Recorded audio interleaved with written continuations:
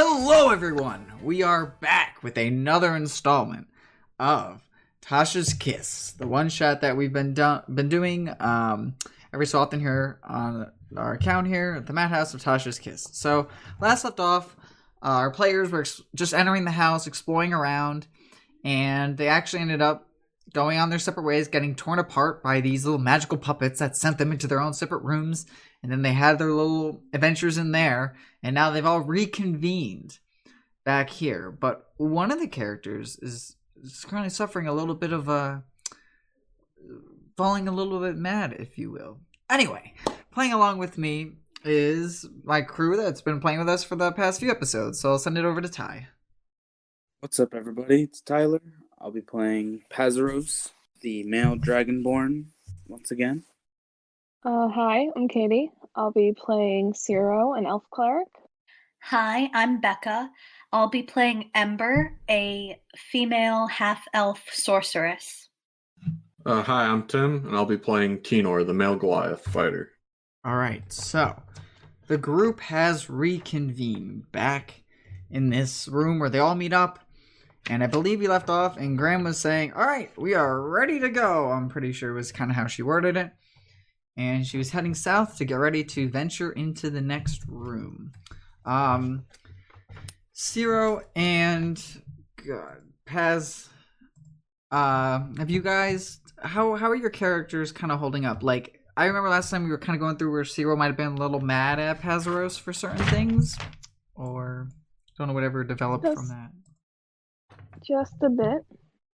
Ciro was left behind and was unable to save the NPC who we have deemed Shaggy because we never got his actual name, and now he's fucking dead, so we'll never get it. Pazaros is unscathed emotionally.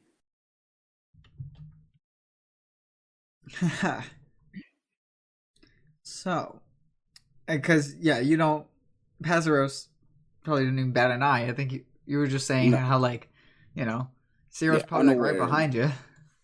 Yeah, he was out first, so not only is he unaware, he's not really even thinking about that random person to him.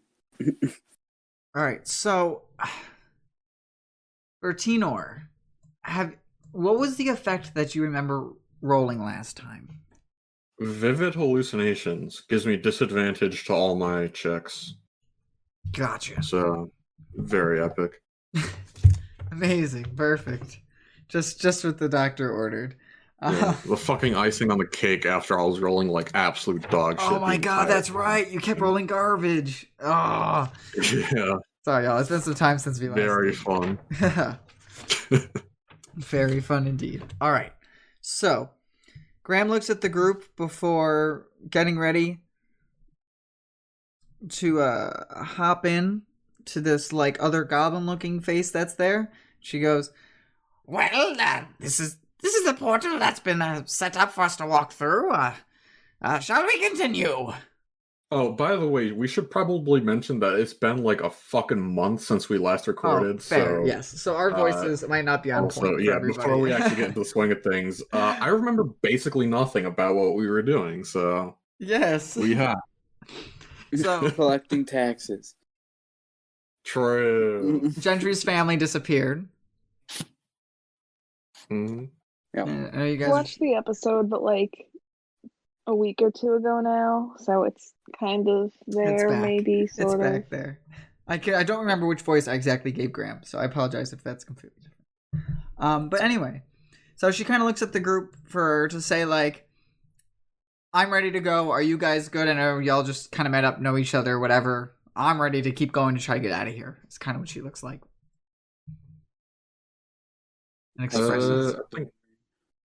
Sounds good to me. We still have to save Gentry's family. Ah, yes, Gentry, that boy, yes, of course. Well, I hope his folks are doing the best and aren't, one of those crazy people. Maybe fell for the mirrors, I don't know. What happened to you two on the other side, by the way? She's saying that to Pazaros and Ciro. Because Graham has no idea what you guys went through on the other side. It was we saw the most magnificent display of soul removal. You should have seen it. Soul I removal. wouldn't call that magnificent. Zero definitely does not look happy and looks a bit shaken up, honestly. I'm with him. I don't think that sounds like the best idea. Well, I guess I'm glad you made it through whatever you went through. Anyway, onwards, adventurers out there. And she continues through the portal that's there. Adventure. So, Okay, yeah. as you guys enter So this I'll go room, through. I'm going to read the next parts to y'all. Darkness extends in every direction. The only light source is a beam of light illuminating a seated chair in front of you. Imagine a culmination of everyone in your party, as though you all somehow had a child with a bit of everyone's characteristics. Now, imagine the child was an adult with all the training, knowledge, and gear your party has at this moment. Now, imagine the creation sitting in a chair, staring at you. Finally, imagine there is no way out. As you all enter the area, the portal behind you closes, and you see this creature that looks like a mass of all of you put together.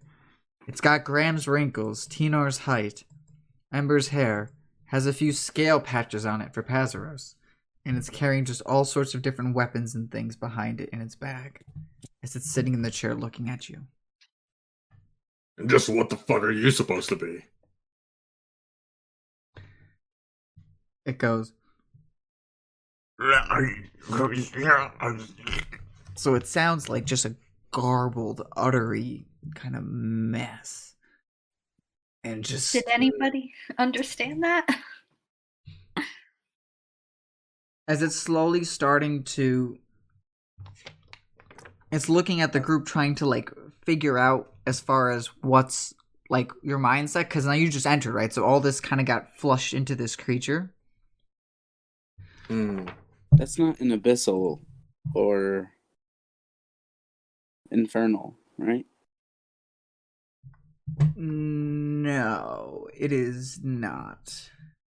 I need to go back quickly, and it starts to say some kind of unusual things, and you notice that the room around you is starting to slowly change.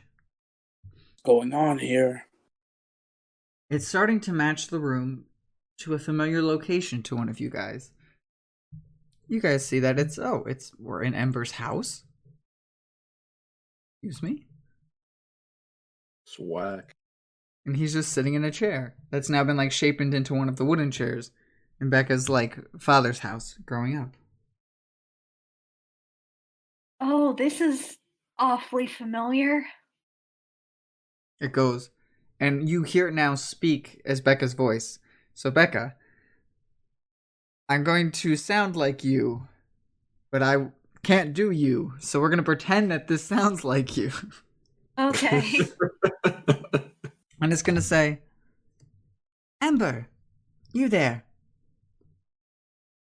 Yeah, that's me. I will allow you safe passage from here, as long as you give me one of your permanent memories. Do I get to choose which memory? Oh yes, but it must be something important to you. And in return, I will give you one of my memories instead. What if I pass on that? He goes, I wouldn't recommend it, because if I'm being honest, I might just have to attack you. What do you mean, one of your memories? you see, go, and all of a sudden now it becomes like Tenor and just rises up. In Tenor, you see that the area around you turns into this, like, place where you see that there's cots set up with, like, combat veterans all around for when you served in the military the one time. I'm trying to remember back to your backstory a little bit, you know? Yeah. And it goes, what do you mean I'll attack you? I mean, I'll use this! And he pulls out your greatsword that you got there. No, I didn't ask him, what does he mean I'll attack him? I said, what do you mean, one of your memories? Oh, I see. He goes, Dumb brain. he goes, sorry, I'm not the smartest. Well, it's simple. As I become one of you, I need one of your memories to allow safe passage. You will in turn lose it forever, but I'll give you something to replace it with. As he's now the gigantic Tenor, Graham goes, and what if we choose to just not believe what you give us? And you see now goes, as it like remorphs now into Graham. It goes, well, you see that one of the memories I'll give you, you will believe. Even if you choose not to. He kind of shudders. Leans over to Pazaros. Well, what do you think we should do, Mr. Lizard? I don't know. Certainly are not welcome to my memories. So. But how would you even go about giving me a memory? Oh, good. As it remorphs now into Pazaros. Oh, well, you see, I would just instead, as you tell me something, I will engulf it, and then proceed to replace it instantly, as he snaps his fingers, with something from my own memory bank.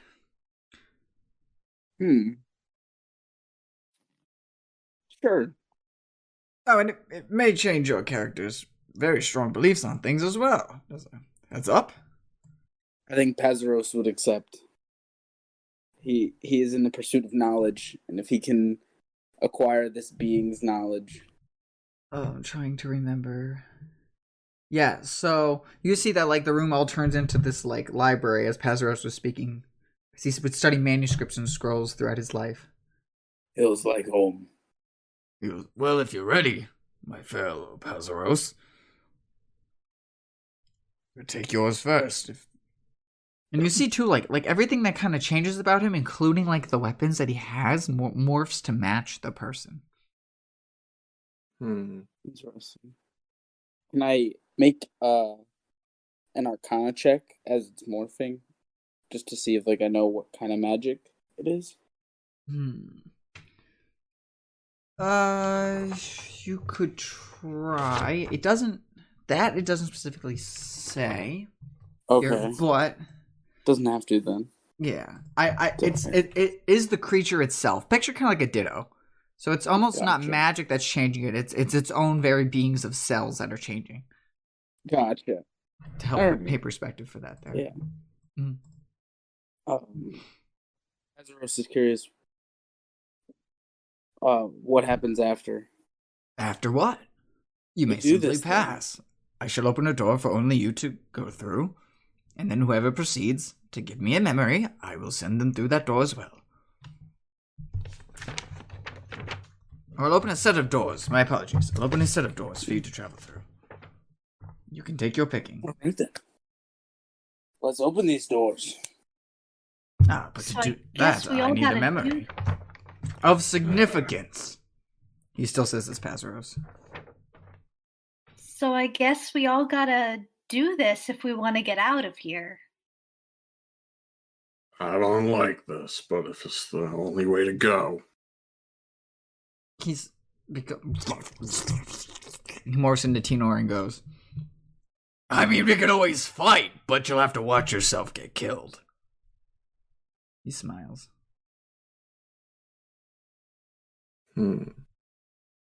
You all can choose death, but I'll take some knowledge and a door.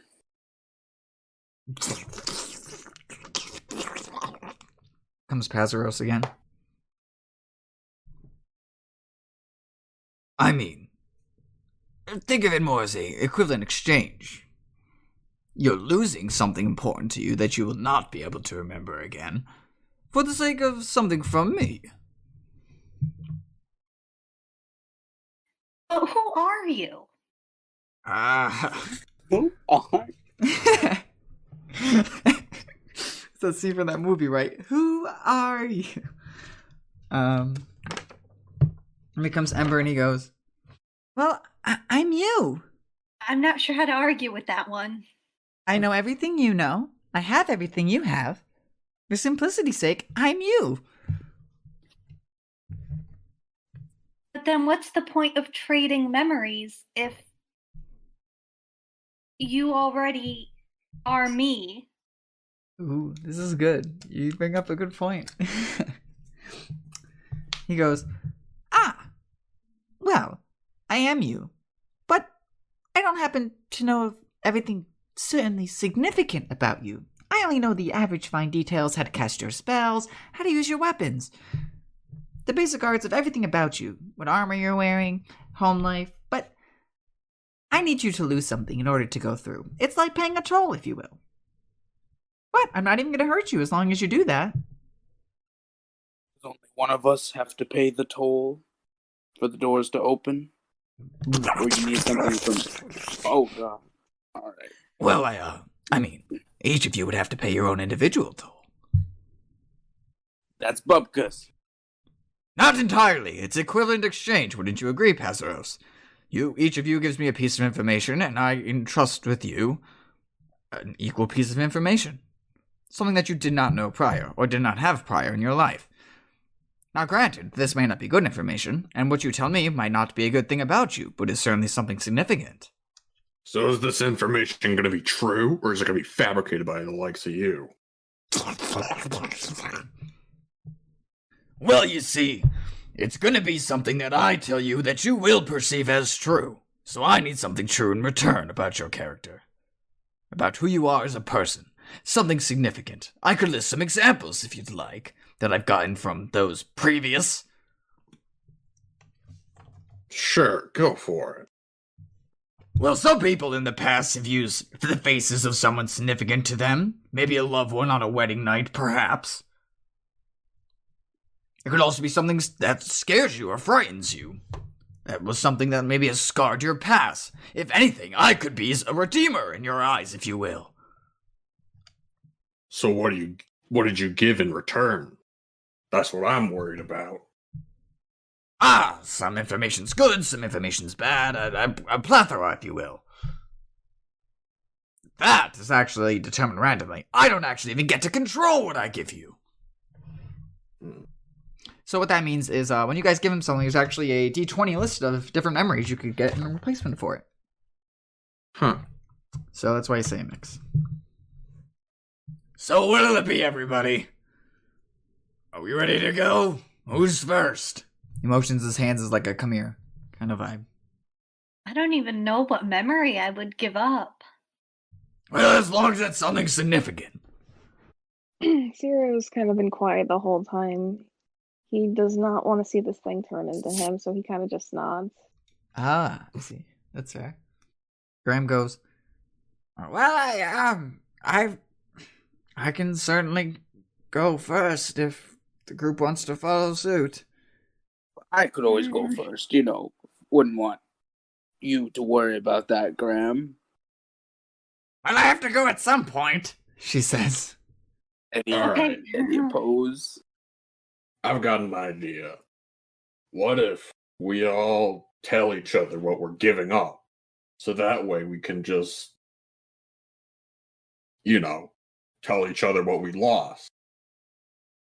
My dear tall friend, people have tried that, and what you hear back, you will not perceive as true. You will deny it as false. You'll be like, that's not me, the great Tenor, why would I do that? But I like your effort, kid. I still want to know what kind of memories you'll be giving us. I don't really care what you take away to begin with, but... He smiles the most grimly smile as Tenor. Like, you guys have probably rarely seen Tenor smile, so seeing this just looks scary in its own right. But he goes, well, one of you could step up first now, couldn't you?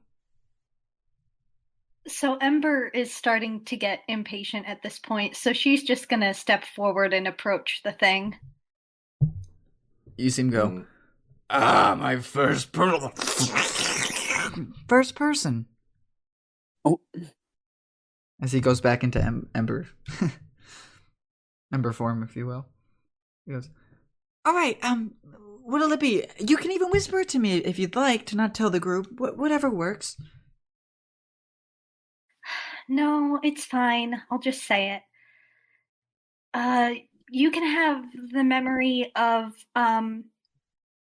that time that I left home and had to say goodbye to my dad, because that's not a great memory. Now, I just want you to know, while this memory seems like it's implying of a two-way interaction, the person you're leaving home with, or that you left at home, he will still retain his memory of what happened. Are you still okay with that?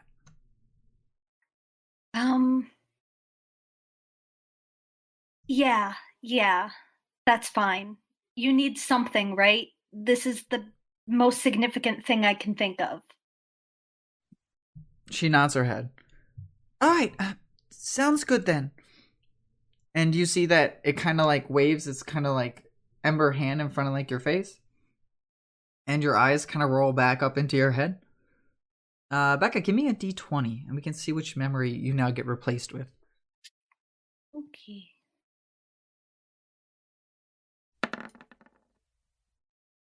Three. So what's the plan here? Are you just gonna DM it to us? No. Yo, I really should DM it though. Because only that character knows, and it's up to that character if they want to say. Yeah. Well, would they even? Oh no. I probably should have asked. What were you gonna say? I Like- can still talk to you like out of character. I If guess you as from like a- Tim cares from a- versus you as Tino. Yeah, from a meta perspective, Yeah. since this might come into play, do we know what memory we've been given? Oh yeah, Or- yeah. Oh yeah. Okay, This okay, is, okay. 'Cause I was gonna Oh say. no.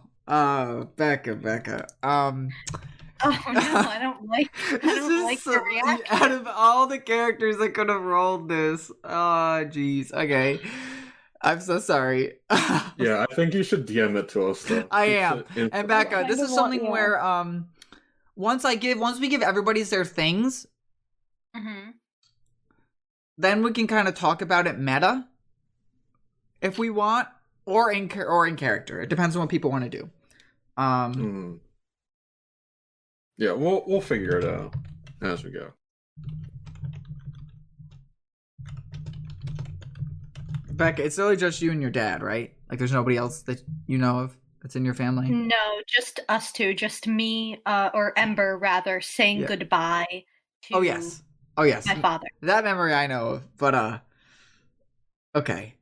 So in your mind now, you don't remember how you left home, but you know you left home, right? Because you ultimately wanted it to take away how you left home, right? Yes. Okay. So it's not for those listening too. Do you want to share how you left home again?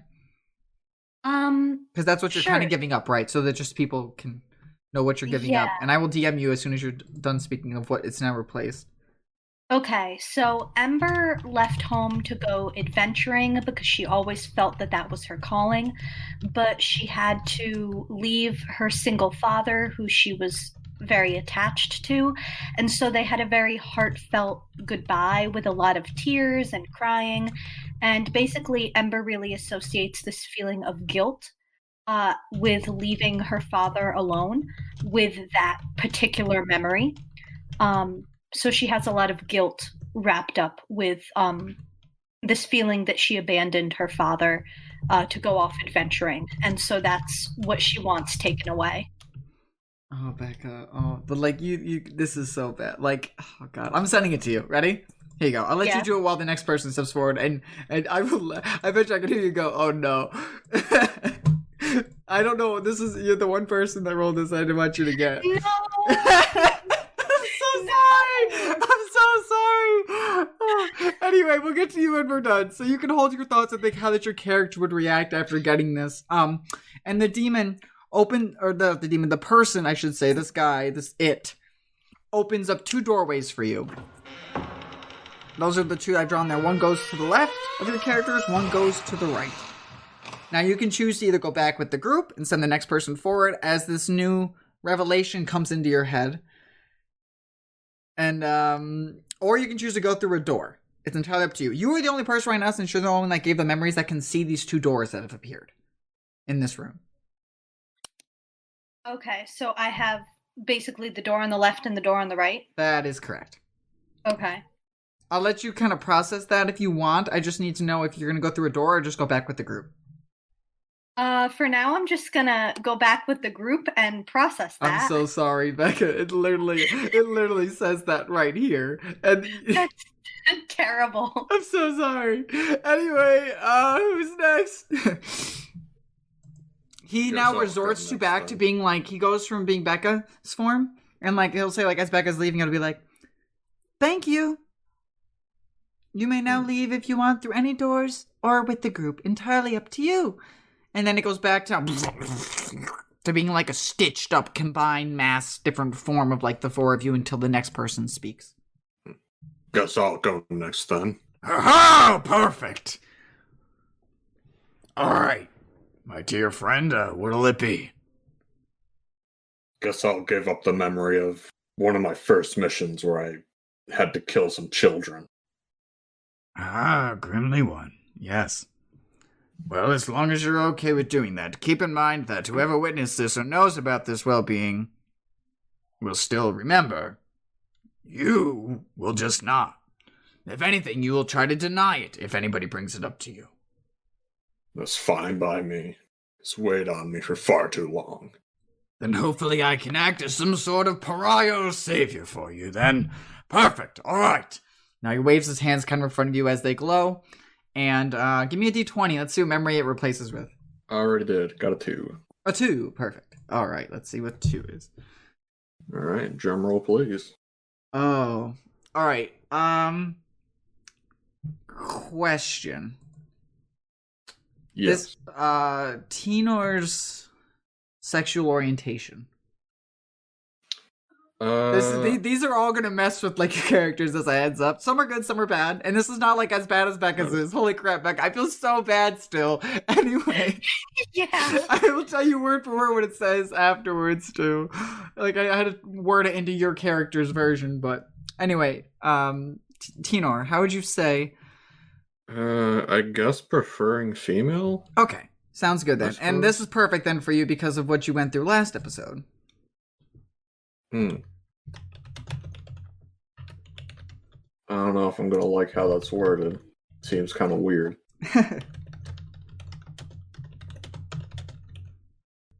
So this did not actually happen, but you were perceiving this as true. Got it. Memory's gonna be like, oh, I fucked Granny one time. Well, you're kind of close. Oh no. Oh no.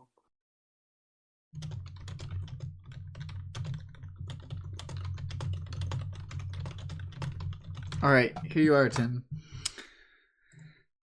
All right. And then he goes, All right, my big man. I've now taken away your memory of sorrow and given you a memory of almost completed happiness. Anyway, here's your 2 doors. snaps his 2 fingers, and then the 2 doors on the sides kind of open up for just you. Now you and Becca can both see these, or you and Ember, I should say. Tinor and Ember can now both see these. And you can head back with the group as the next person comes forward. Yeah, or you can, I'll stick with the group. All right. So Becca, his is not as bad. His made it a little weird, but yours is still so far. Yeah. All right. He goes back to being his mass of just stitched. Now the mass is literally just like dragon parts, old ladies like sagging, and little bits of Zero in there with like the white hair. And like half of his torso is like a button-down shirt, and the other half is like plate mail from Pazaros, and it's got like the skirt bottom of like Granny's dress on. Help put that in people's image perspective. For who's next? suppose I could take the next go. And Pedros will step forward. And yes, so the whole room again changes into like homie stuff. He becomes morphs into you. He goes, "All right, my dragon comrade, are we ready? What is your memory you are giving me of significance?" Well, there is ancient lore about how the Dragonborn specifically got to be on this world. And that is from the catastrophe of the Dragon Wars. So, I will give you the memory of that war from when I was very young. I do not wish to be plagued by it any longer. He goes, "I see. So, tell me of significance what this memory has to you." Well,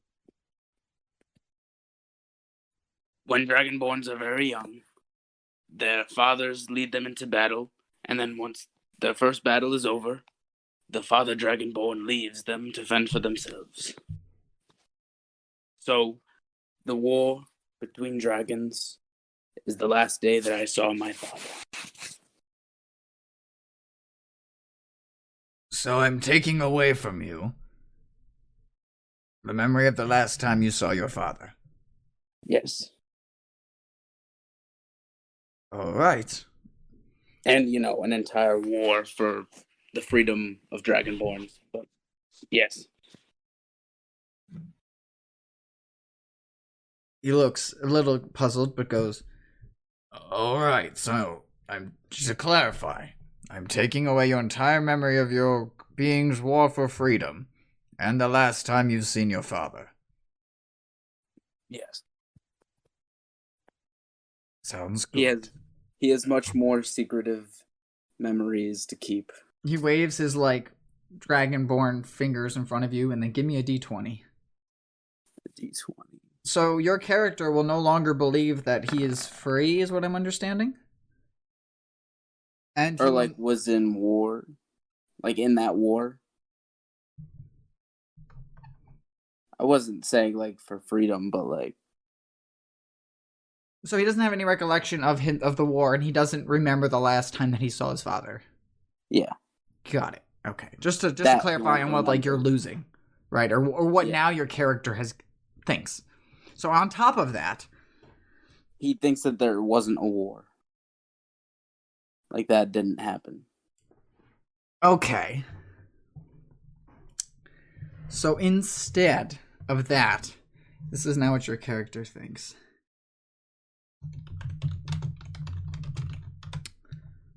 Okay. I have sent that to you. And this is probably going to change how your character perceives things. Interesting. I will let you take that in any direction as you will. Because there's a lot of different avenues you could take yours. Yeah. So, okay. I'll let you think. And you also lost the memory of the last time you saw your dad and about the war. Yeah. So as far as you're concerned, you just know a war happened, but you don't even think it impacted you.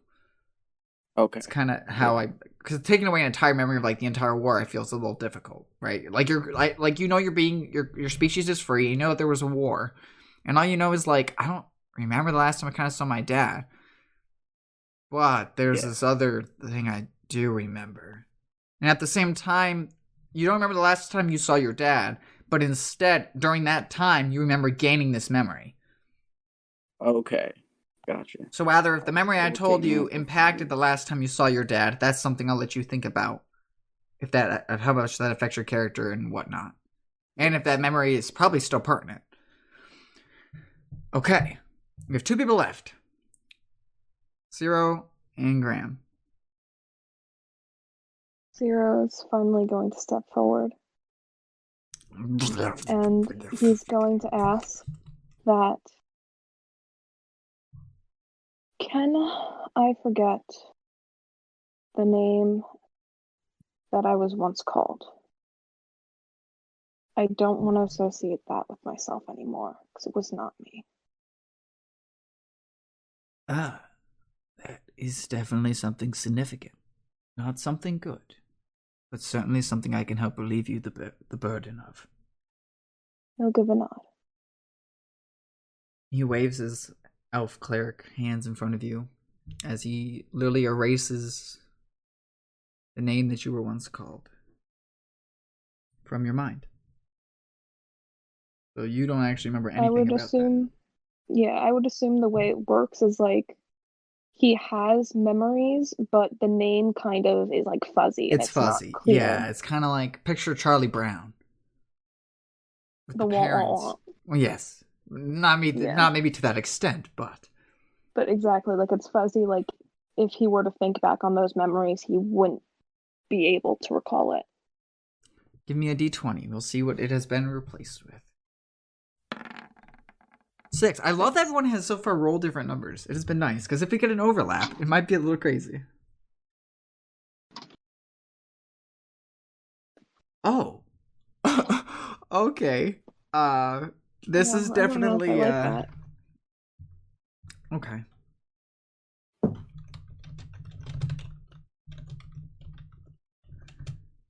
Question for the group: if somebody harks about something, Hark is like listen. It's like having others listen to you. It's like that Christmas song, very fitting since it is close to Christmas. Hark the herald angels sing, glory to the newborn king. It's calling for someone to listen. To hark is to call for someone to listen.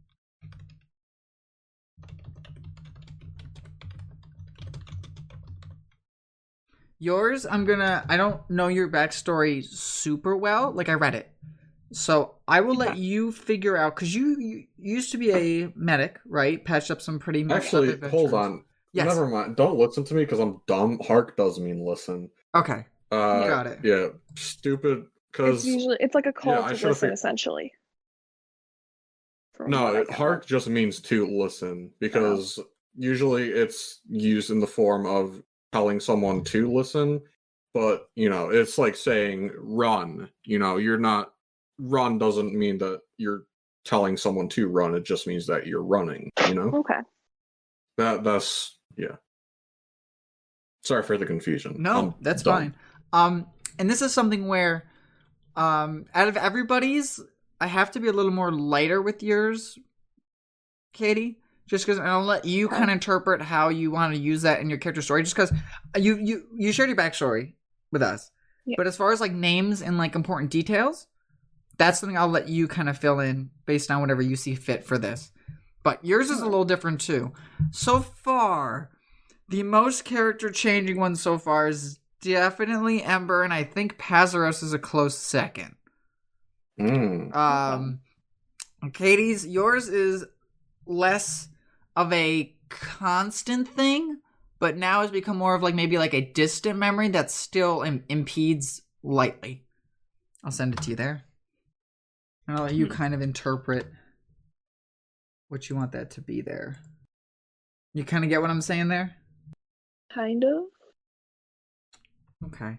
Because that is almost word for word what it says here. Alright. Well, I guess Granny's up now, right? Yeah. Okay. Granny I don't know if me typing that anymore helped, but... Okay, so Granny came up and says to the person, well, me, she does in air quotes, if I could, I'd like to lose the memory of what happened with one of my dearest family members and how that they were dying from a disease that plagued our town many years back. My sister, she was affected with this pulsating disease that caused patches and bulbous swelling all over the body that then just pussed, and it was just a mess. I would like to still remember her passing, just not the pain and endurance she went through going up to that. And the creature goes, yes, I can help arrange that for you, of course. And wiggles its hands, and I'll have Granny roll a d20.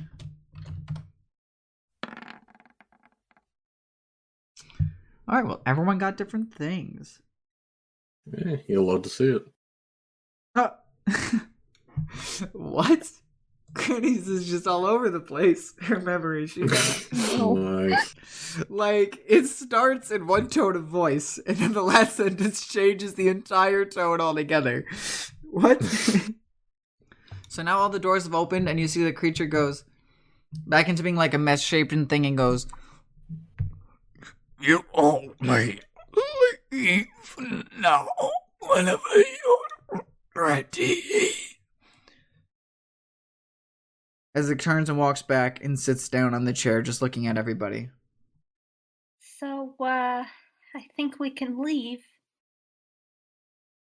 Which Ember's Sounds way like to go? it. Yeah, Ember's kind of like tearing up a little bit. Yeah. We'd better get out of here before he finds us. All right, which way are we going? Left or right? Maybe right? Sounds good to me. Let's go. I will leave through the right door.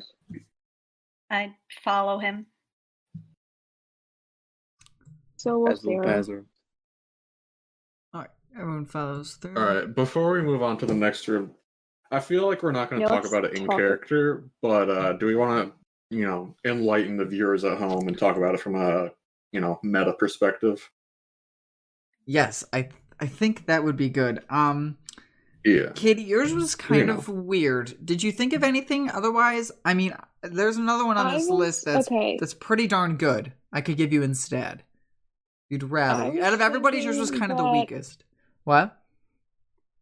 I was thinking that Ciro probably, since he was a medic, he was treating someone died, their family member came to, I guess, identify the body and also collect what they had on them, and something important was missing from said body. If that Body's would be missing? allowed. No, the body's not missing, but it's a heirloom, like a family heirloom, that was taken from the body that I guess whoever had come to claim or identify it, they were that was missing. Yeah, to read Katie's, do you want to say anything about the last part of it? Have you thought about that one much? The last part of it there? After the ... Well, the fact that you created the corpse, I would say, is that Ciro was treat them and save them in time. That they died Gotcha. under his care. That's fair. No, that's good. Yeah, Katie's was, for those at home, that family heirloom you hark about was stolen from a corpse. You helped create that corpse. It was hers. I'll say Graham's now, because Graham's was certainly an interesting one. It's a little bit, so it says, "It was cold. You were sick. The blizzard covered their cries. Even if you weren't sick, there was no way you could have heard them. Maybe. Hopefully, burying them was a sure waste of a weekend." That's vague. I was like, wait a minute. Yeah. Hearing people crying in the distance, and I was like, oh, wait a minute. No, she's burying them. Oh, okay. As they're alive. Very nice. Got it. So I would perceive that as the creature took away the memory of her sister leading up to how she died, and then had her burying her sister while her sister was alive. Was the memory replaced with that? Is how I take that twist. Oh boy. Yeah. Maybe it's like she thought that her sister was dead, so she started to bury it, but then it turned out her sister wasn't dead. Yeah. But like she couldn't unbury her in time or something. Maybe that's what she thinks. That's good. Definitely be. All right, we got 3 people. Who wants to go next? Poor Graham. I can go next. Tim, I yours is think good. that Amber is madly in love with me. And I rejected her because I thought I wasn't good enough for her. So that's interesting. That's not awkward at all. And that's why I was like, last time, I would say maybe like that happened before you went mad.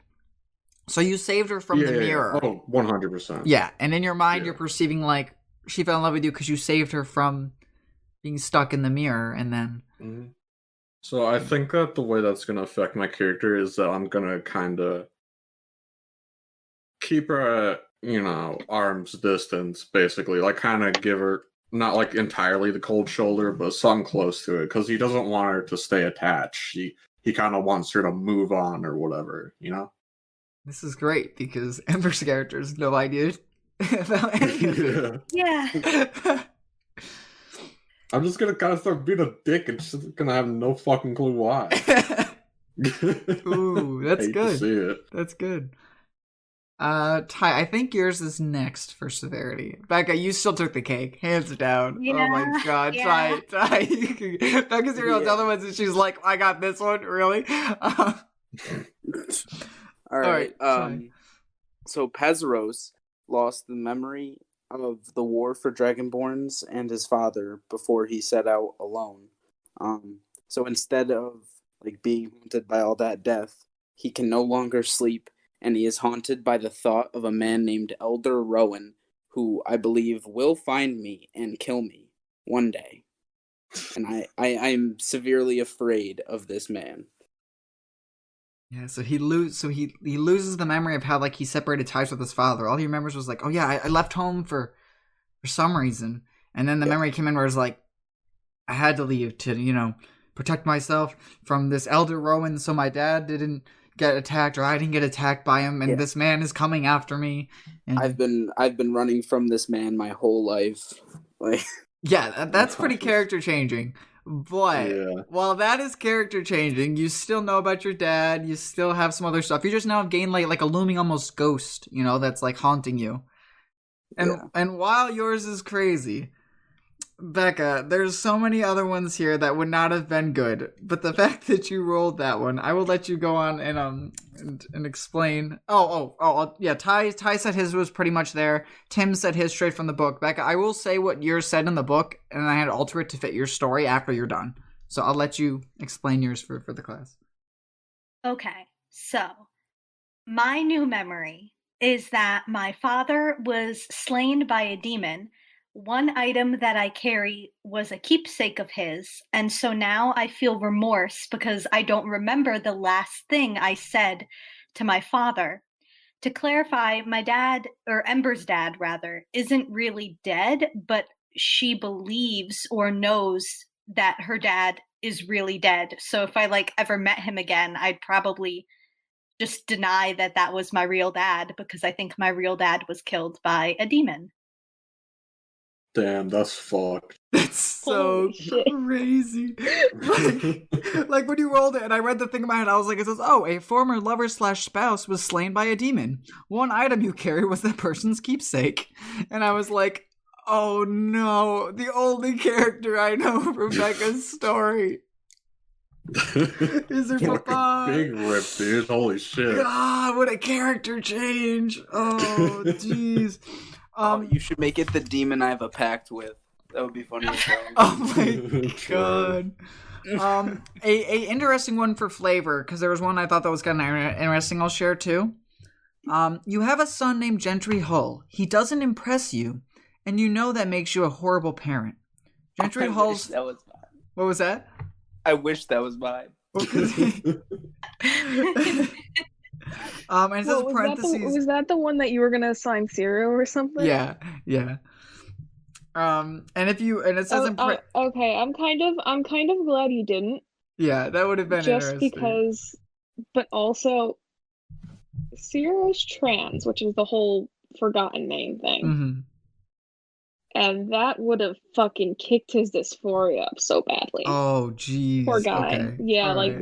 I don't want to mess with that too much. No, that's fair. So. If you were wondering, it says in parentheses afterwards, Gentry Hall's father wants to love his son. He gave up the memory so that he could.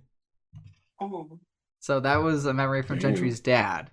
So after I read that one, I can kind of perceive that it's like a gift exchange kind of thing. So you're getting memories from other people. White elephant or whatever it's called. What? The white elephant, where you all put things under the tree and then swap them around and get something else. So if one of us had rolled the same number, would we get the memory that the other person gave away? Yes. That's kind of cool. That would have been interesting. And in some notions, it may have been a little weird, but it would have been still okay. Having a tearful goodbye with fucking Ember's dad. Yeah. Not even your own dad, with Ember's dad. It's a game of "You're my dad, boogie woogie." Alright, I'm trying to remember. You guys went right or left? Right. We went right. Okay, that's what I thought. Okay. Right goes. Alright, let's put you guys here. Skip a little bit in little book. Oh, I did not want to do that. Okay, well, here we are. Alright, this one's gonna have some interesting parts to it. Yeah, so I'm gonna do this. I'm gonna read the part as you guys come in. This We did room. it, guys. What was that?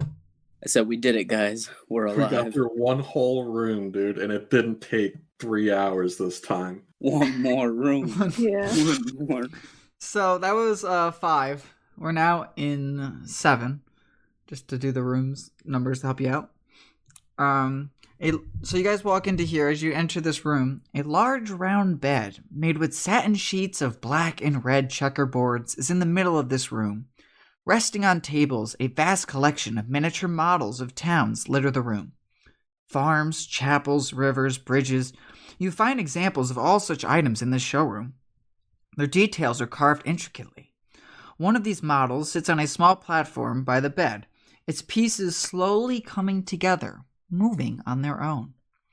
Several items stand out as well. A large oval mirror with changing of different colors on it behind the glass, a brass lyre, a short sword with an emerald-encrusted hilt, and a teacup resting on its own pedestal. Shadows moving behind a transparent blue curtain hanging from the west wall, or in this case, east. Alright. Am I still suffering from hallucinations, by the way? I will say that they're done. 'Cause Alright. that was, sounds yeah. good. I'd say you're good. Just wanted to double check. Yep, no, I'd say you're definitely good. I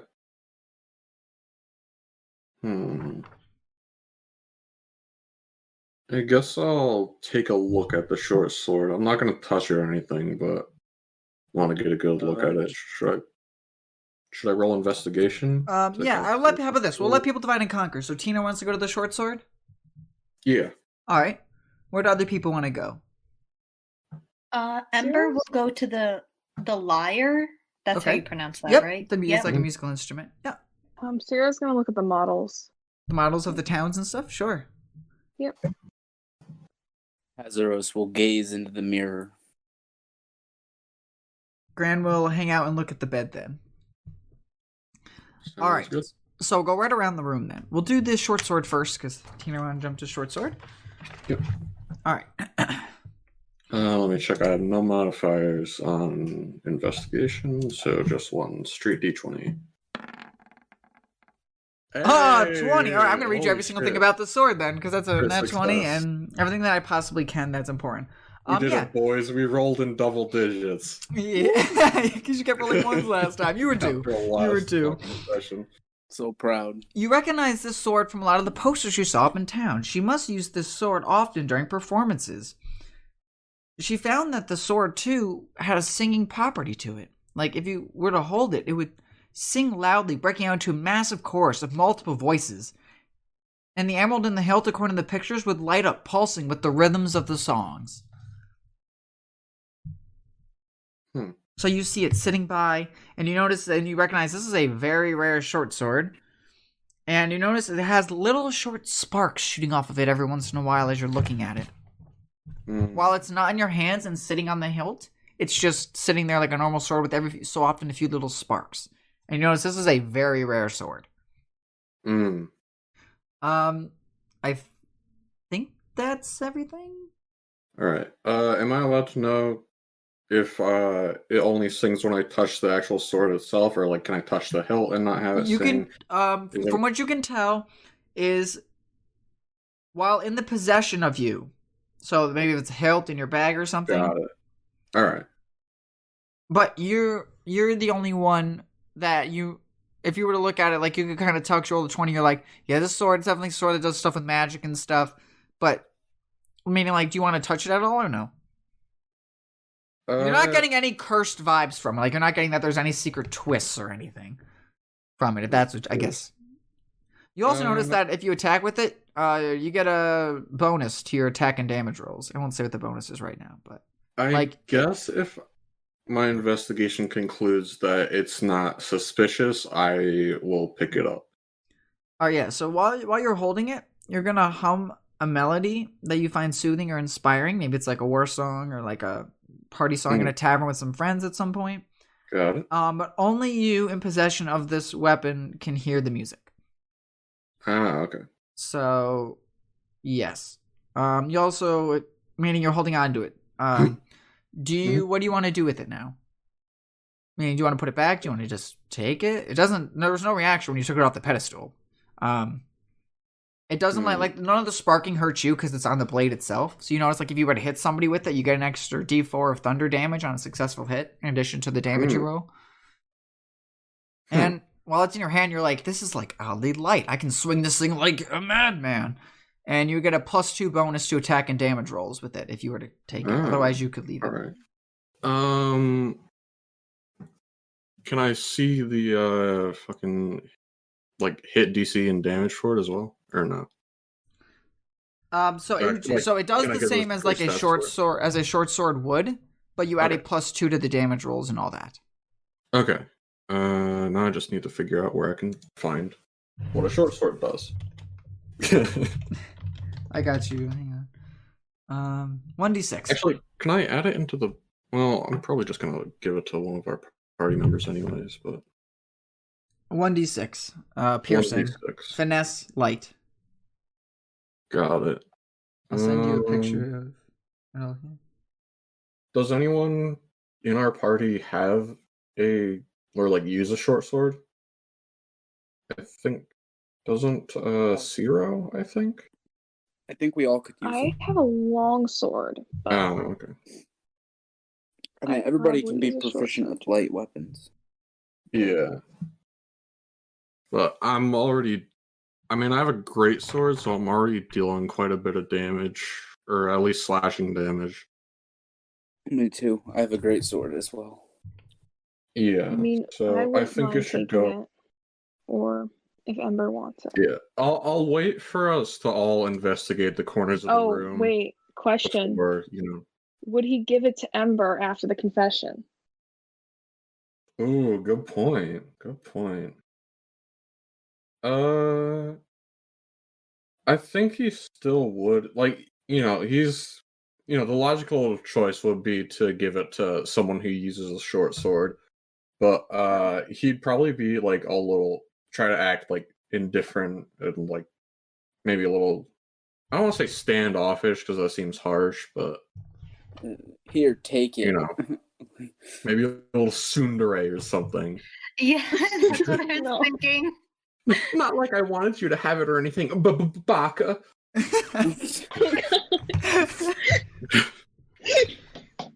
Drop it. Just like imagining Tinor say that would be. Not like I want you to have it or anything, baka. Beautiful. Stupid senpai.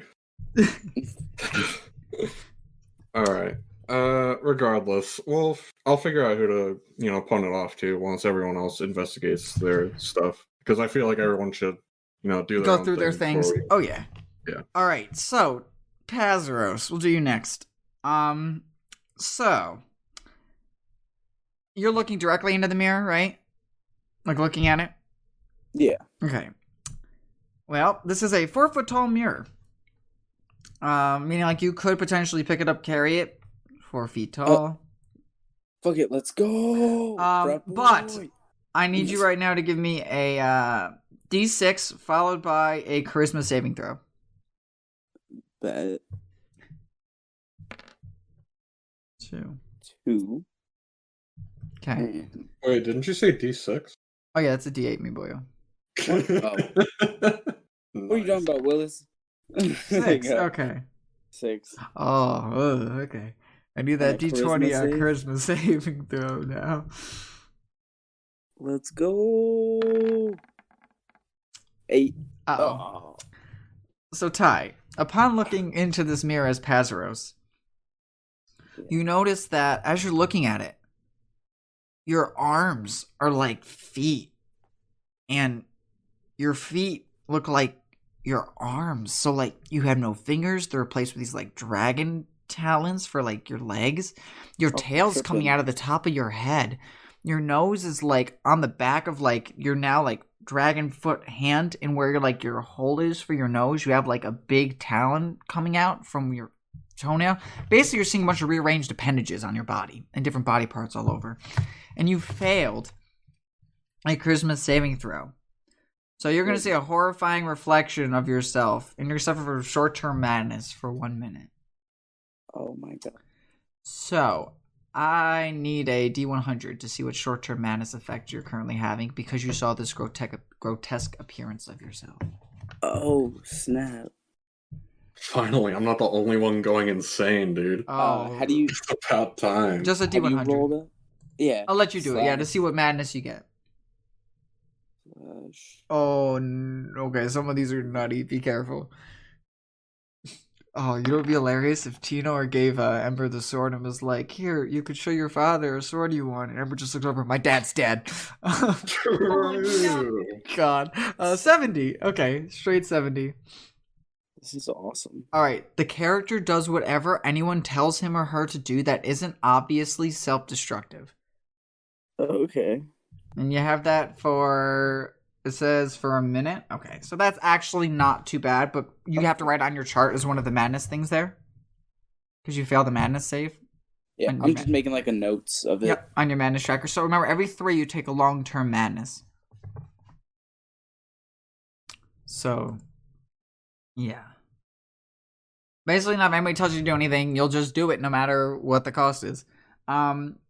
Yeah, so you just saw that, and then, like, you're basically, like, your mind's so, like, shocked, you're like, I can't think clearly. Just listen to whatever anybody tells me, I guess. I have no free will, really. Somebody tells me something that's gotta be right. I can't make my own decisions. I chose to look in this mirror, and look what happened. Like, oh, God. But anyway, so that's the, While I'm mixed up. Like, I see a monster of myself. Correct. So... That is correct. All right. That was first thing was, by the way, Tasha's singing sword. The next one was Tasha's hideous mirror. All right. He's gonna keep that to himself. About what he saw and stuff. He's not gonna share it. Yeah. All right. Ember, you are by the lyre. Yes. Oh, so should I? I'm looking at that thing. Should I roll? Okay. I will just tell you stuff about it because you actually don't need to roll for this one. Okay. Since she's known for using her lyre in like posters and things, you would just recognize that that's her lyre that she calls Maestro. It's a wondrous item. Do me a favor, actually. Give me a D20 investigation, actually. Yeah, we'll see what else you could pick up from this. Okay. 17. All right, yeah, I can tell you a bunch of stuff. You gain a +1 bonus to magic attack rolls made while using this lyre as your spellcasting focus. So different classes have different things that they use as their spellcasting focus. You also learn, if I attempt to use this, bad stuff could happen if a bard hasn't attuned it to me or helped me learn how to use this properly. Like, this is some high-level magic. But you also learn that you may use an action to play the instrument and cast one of its spells. Once the instrument has been used to cast a spell, it can't be used to cast a spell again until the next dawn. The spell's use of your spellcasting ability and spell save DC, so whatever your normal statistics are to cast spells. And some of the spells in it are actually pretty useful. Like, if you need to understand languages, flying or levitating, moving around, being able to slightly, air quotes, teleport through some mist, if you will. I'm trying to hint at different spells that it gives. When you use an instrument to cast a spell that causes the target to become charmed, On a failed save, the target has disadvantage on the saving throw. This effect applies whenever you're using the instrument as a source of spell or as a spellcasting focus. So if you cast any spell while you're holding this on to cast spells through it, like your focus, if it involves charming people, they have disadvantage on being charmed. So it could be, if you were to think with that 17, a possible way of her being able to charm and control a bunch of people, that's probably what she used to do so, was this lyre sitting right here, for perspective. Okay. So I know all that just by looking at it? Yes, there's like one or two things I didn't tell you specifically, because, 20 rolled 17, and 17 is really high up there. There's some stuff I didn't say, but that's like 95% of it. So, okay. Maestro. And it's just sitting there up on the shelf, so it's up to you. There doesn't seem to be like any traps or anything set up in this bedroom, because it literally looks like Tasha's bedroom. So. Yeah, Ember's gonna take it. All right. That sounds good. You can write the Lyre Maestro down on your thing. And you get make sure you write too that gives you a +1 bonus to magic attack rolls made while using this magic lyre as your focus, if you choose to use it. So just be careful, like I said, if you choose to use it without being attuned to a bard or somebody that knows magic. So. Okay. All right. Cool. All right, next would be Zero. Yep. All right, so you were by the models. I am. That was not a question. Sorry, it came out like a question. No, that's okay. Yes, you are. I was just going to read what the model says here, because while there's not stuff you could take, they're just they're doing stuff on their own. And I was just going to read to you what it does. Because I would assume your character would just naturally see this. It's not anything I have to have you roll for. So you would notice that the demon like Tasha, this performer here, must have visited several towns in her lifetime. And each town she's visited is represented by a model here that's set up all over this table. These towns, though, aren't limited to little human outposts. She seems to have visited like elven glaives, dwarven tunnels, and even orc and goblin camps at some points to put on shows. The model that's really familiar to you is that it's the town that you guys went to that wasn't paying their taxes in the beginning. And it says that it's under construction. It says with like little mystical things that are flying around. Perhaps even more harrowing, there seems to be hundreds of blank tiles set aside for if she was to travel to other places that she has planned. You can kind of see that it shows where she's been, and she has plans to go to other places. And heck, there's even the one we're in right now that she seems to be putting in as a building for the models. He is not a fan of that. But yeah, so I'll take note of it. Graham's just been, I'll say, instead of looking at the beds, but just been kind of like following people and just looking, eavesdropping on what they've been looking at, kind of thing. So I'll leave it back up to the group at the top with Tenor. It's up to people now. There's still a teacup, a bed, and a curtain with shadows behind it that are moving that you guys could investigate or look into. Whatever people want. Maybe the bed next? Sarah, do you want to go to the bed? I'll let you go to the bed right now then, just because I know your mouse was kind of didn't really get anything or had anything super crazy happen. All right, so the bed. Give me a wisdom check. So you see like the sheets are like red and black checkerboard satin sheets, and you see that there's like giving small waves of like little ripples seem to be flowing underneath the sheets. But I will also need a perception so I can tell you more. Or less. That was the wisdom roll? Yes. Wisdom is perception. Oh, do you want actual perception? Well, that's fine. That's the same thing. Actually, no. My perception is +5 with proficiency. So here, we'll roll. There it is. 16. Okay. Very nice. So you're noticed too, you're like, these are some expensive sheets. I could get like at least 100 gold pieces for these sheets.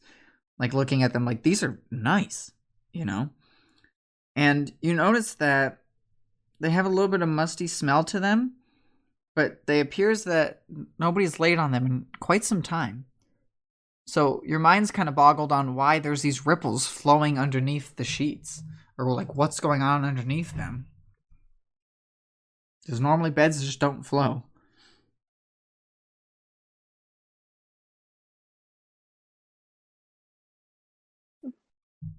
He's not gonna mess with it though. Okay.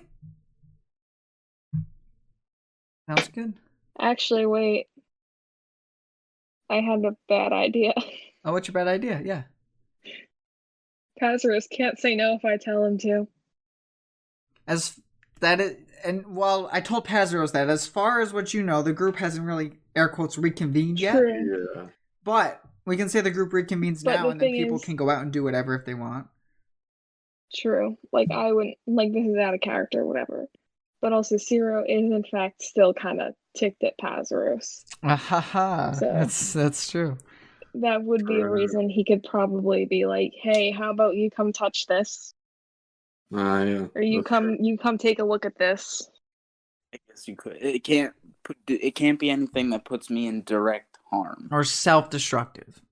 Yeah. So as far as if it's the unknown, and it doesn't seem like it would hurt you. All right, I Anyway, have we also- could say that the group kind of meets up, and then you guys will have a teacup and a curtain, and I guess more of the bed if you want to investigate more of stuff further. The group Sure. can kind of meet up, share what they've kind of found when they dispersed. All right, I've also done the math, and the singing sword does as much damage as my great sword, but it has a lower minimum damage threshold, I guess, and also has a higher hit DC. So I'm just gonna fucking keep that thing. Including the electric damage? Yeah. So Oh, nice. it deals 1d6 plus 1d4 plus 5 compared to 2d6 plus 3 for the great sword. The 1d4 being the thunder damage as well. So unless we come against an enemy made of lightning, I think it'll probably be better. Plus it's flavor. What'd you say? Plus flavor. Flavor. Flavor. All right, so I'll let you guys kind of talk about what you guys found there, kind of in character, you know, do a little role-playing stuff on, like, what happened, you know. Yeah.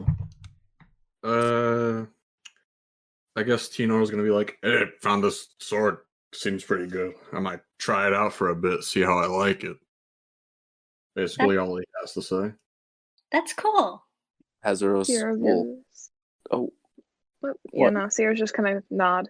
Hazaros will kind of turn around from the mirror and look at you guys and be like, "Do you see a tail on my head?" Are you okay? Like, are you you out of it or something? There's no tail on your head. Mm. Don't be stupid, Pazaros. What about my feet? They're as much feet as they were before. Well, carry on then. Have we found anything? But Well, my I sword- found this. My I sword. I found this, and Ember holds up the lyre. I'm sure it will come in use at some point. I think it has some interesting magical properties that I could probably put to use. Magnificent. I found some models of a lot of different towns, including the one we're in right now. You were It very seems she quiet. likes to What do you keep say? some sort of trophy of sorts of where she's visited. Hmm. Sounds like she's committed a lot of destruction if she's done this with multiple towns. Seems like it. Granny- And there's a lot of them too, and space for plenty more. Granny goes, And, that is peculiar because I don't know what the dragon and his little friend there saw on his side, but we really haven't seen many people, or even bodies for that matter. Hmm. We saw quite a few in that room. Gotcha. Like, as many as we assume from these models that she could have taken? No, not at all. Just a handful in that room, though. But Well, we best be careful then. we They did must be going take the somewhere. right path, though. We did take Yeah. the right path, though. There definitely could have been more people down that left pathway. And there also is the curtain. He's going to turn and kind of motion at it. The way it moves, there's probably something behind that. There is no other door in this room after all. True. There's a teacup over here as well. I'm gonna take a peek out, I suppose. I shall investigate that with you, and I will follow him over to the teacup. The teacup. Teacup.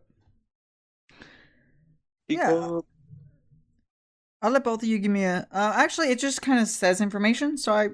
Oh, there is one thing, actually. Give me insight. There's something at the very bottom I just noticed that you could roll insight for. Insight. Ooh, +2. There we go. -1. I thought you were going to say investigation. It says... insight. Oh. Sorry. Oh my god. 14. Yikes. I'm glad you didn't... Oh, just go over, Ty. I'm too busy tripping. Sorry, guys. Yeah. Okay. Did anybody notice? I doesn't even see the teacup, dude. I'm like, wow, this teacup is huge. You're like, oh, this teacup looks so nice. Oh my god. All right, so I'll tell you guys everything, and then the last part I will say that just Tino notices, but Pazos knows this too. It's a porcelain teacup, ivory in color and exquisitely detailed, with gold filigree, rests on a 5-foot-tall pedestal. This is one. It seems to be one of like the jester's prized possessions. Like it's just sitting by itself on this pristine-looking column. As you notice, there's no magic properties or anything kind of special about this teacup. But what Tenor noticed, so Pazos is like, some little special this teacup, like it's by itself, okay, she likes cups, whatever. But Tenor notices this teacup must hold some emotional value to Tasha's kiss. Why else would it be on a pedestal in a room filled with treasure? Like, why is this just here by itself? You know, like you have, like you guys talked about, there's a sword, a lyre, there's models set up of places she's been, but then there's just this random piece of china, but it's not like a used piece of china. Like, this is kept in the cleanest, most pristine condition you have ever seen, Tenor. So she must really cherish and like this teacup. As Rose try to grab it. Yeah. With the 0 check, I feel like he would just be like, "Oh, a nice cup." Picks it up.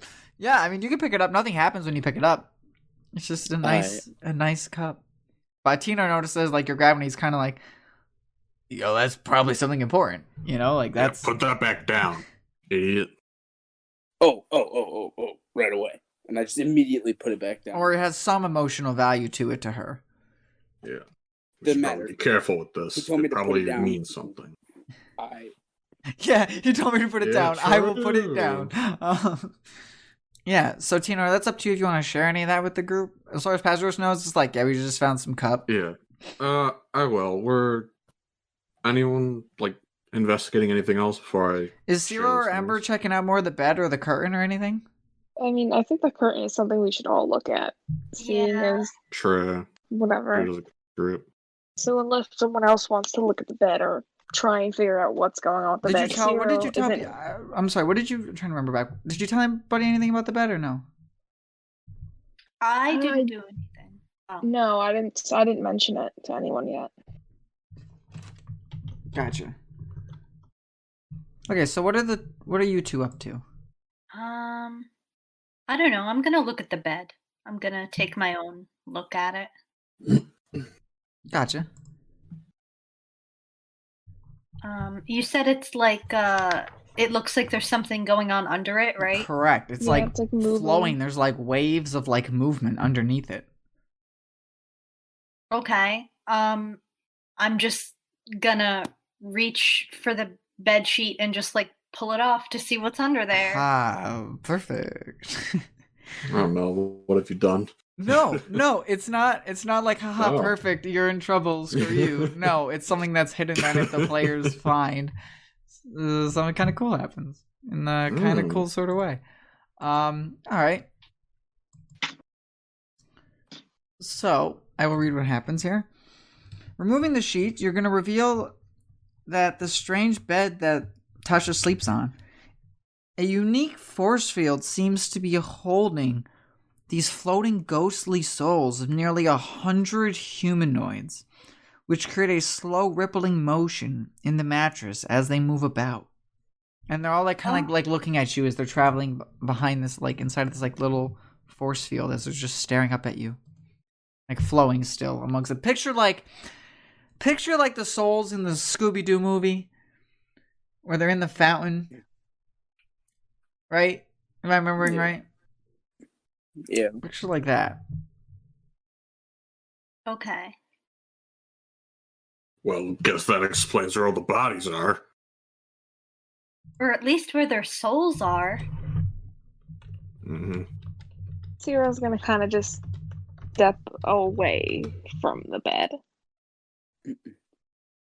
Azeros is gonna ask, "You guys see this, right?" Zero will give like a weak little nod.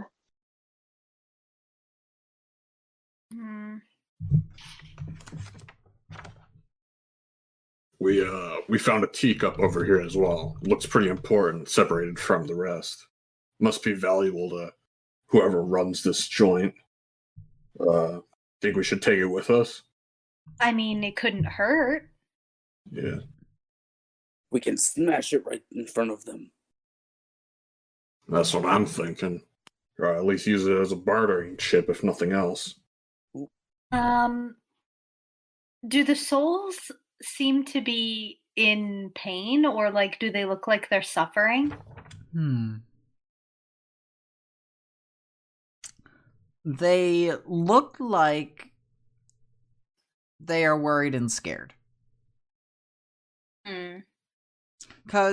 And your character, I suppose, wouldn't know this, but you're not the only one looking at it, right? Zero would kind of seem like, thinking back, well, the soul that Degomir was ripping out didn't like to be ripped out and was a normal person. Meanwhile, the body was happy.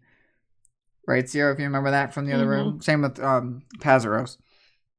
Mm-hmm. So these souls look like the same reaction that Degomir's souls were that he was kind of ripping out. Where they were like, didn't want to leave their body. They were worried about it all. They didn't want to like die, you know? So Pazaros definitely remembers what this looks like. So that's these souls to an extent. Meaning there's a lot of them here. So.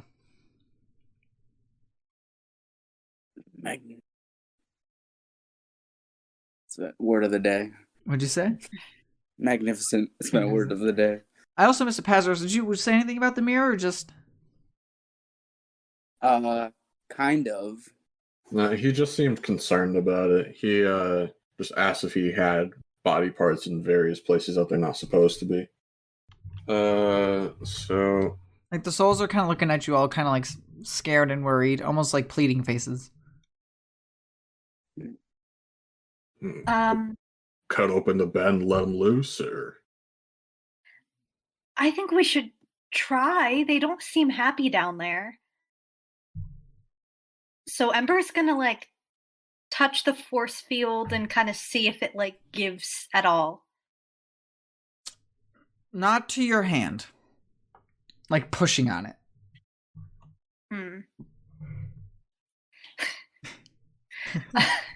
Sorry. No, that's good. I had to. That was good. So for context for the viewers, we were sending pictures of what we were imagining the bed looking like. And someone, I believe that's the scene from Hercules with the river Styx. Yep. Correct? Oh, gotcha. I didn't know what that was from, but I remember Ryan replied, "Yes, but in bed." And now we have the quote, "Yes, but in bed" from Ryan, immortalized.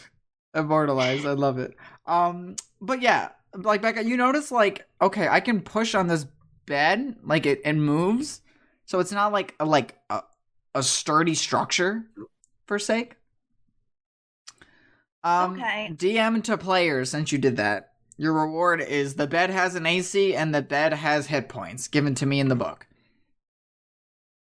Okay. So Ember's gonna take out a dagger and try to cut a hole in the bed All right, give me to an let the attack roll. souls out. Okay. Right now, I'm gonna say a dagger's not gonna be enough for hit point wise, but you can certainly hurt it. So that's just a D20. Yeah, and then add your attack bonus. If you're using a dagger, you said, right? So you add +4 to hit. Oh yeah, thank you. Yep, you're welcome. So while you're doing that, Tino, you said you kind of wanted to break it open, or like you suggested as well. I just suggested it. Okay. I'm gonna, Oh boy. So Becca's like, you guys look at Ember, and Ember like she's kind of like, well, I'm a wizard or sorcerer, right? I don't normally use these daggers. I'll just push on it and I'll push and I'll try to push this dagger in. And you guys are seeing like the bed is just not piercing at all. Zero, who's beside Ember, is kind of down to free these souls because he's also like very sympathetic and all. So he's going to take out his long sword and give it a swing. That'll do it. Yes. And 19 will. Let me just get the multiplier. Okay, so how much damage we do into this bed? Healthy 10. 10. All right, yeah. You see that, like, you definitely cut away, like, half of this, like, protective force field jelly layer around it. Like, you cut in and you're like, all right, my one attack from slicing this thing did, like, cut into, like, half of this plasma membrane that's surrounding this bed. We all going? Well, guess I can give it a go. What's going on? Swing bad let's at see. I will just use the great sword for this. Not gonna. Actually, you know what? I'll try out Tasha's singing sword. Get a little practice run in with it. So that will be. First off, what is the by the way? Because I'm fucking new good. to this. What does the hit DC do? Is that you just add that on to the D20 roll? So Okay, yep. So like your 6 for the great sword is this. You add 6, I believe, to this one as well. 8. All right, I'm using the singing sword, so got a +8 to that. Oh, I actually have to type in /roll first. Yeah, that might help. it's annoying. You get there. 13. Yes. Yep. That's enough. Yes. So let's see how much damage, and then make sure you just do like plus D4 after your total as well, just to add the thunder. Yeah. Gotta roll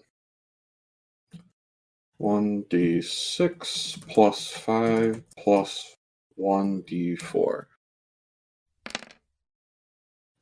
14. Right. Yeah. So good. Tina, do you want to describe how like your one swing from this just like tears apart this membrane and the souls go flying? Yeah, sure. So I kind of just thrust the short sword in.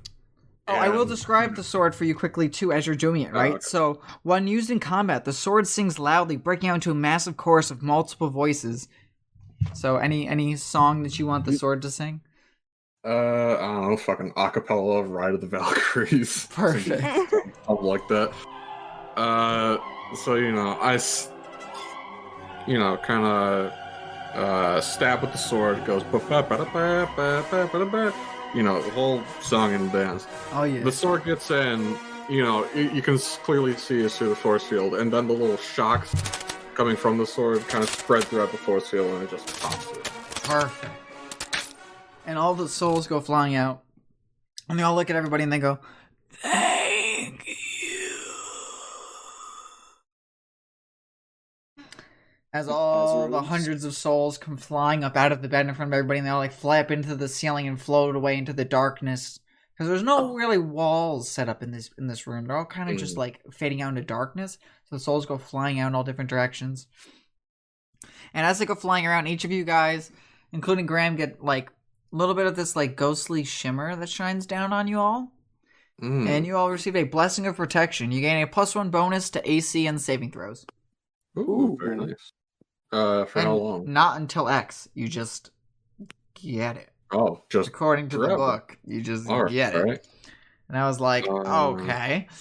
To be how fair, most people probably don't attempt to do that either, because that came up in another area as well. So, So what was it? +1 to AC and saving throws. Got it.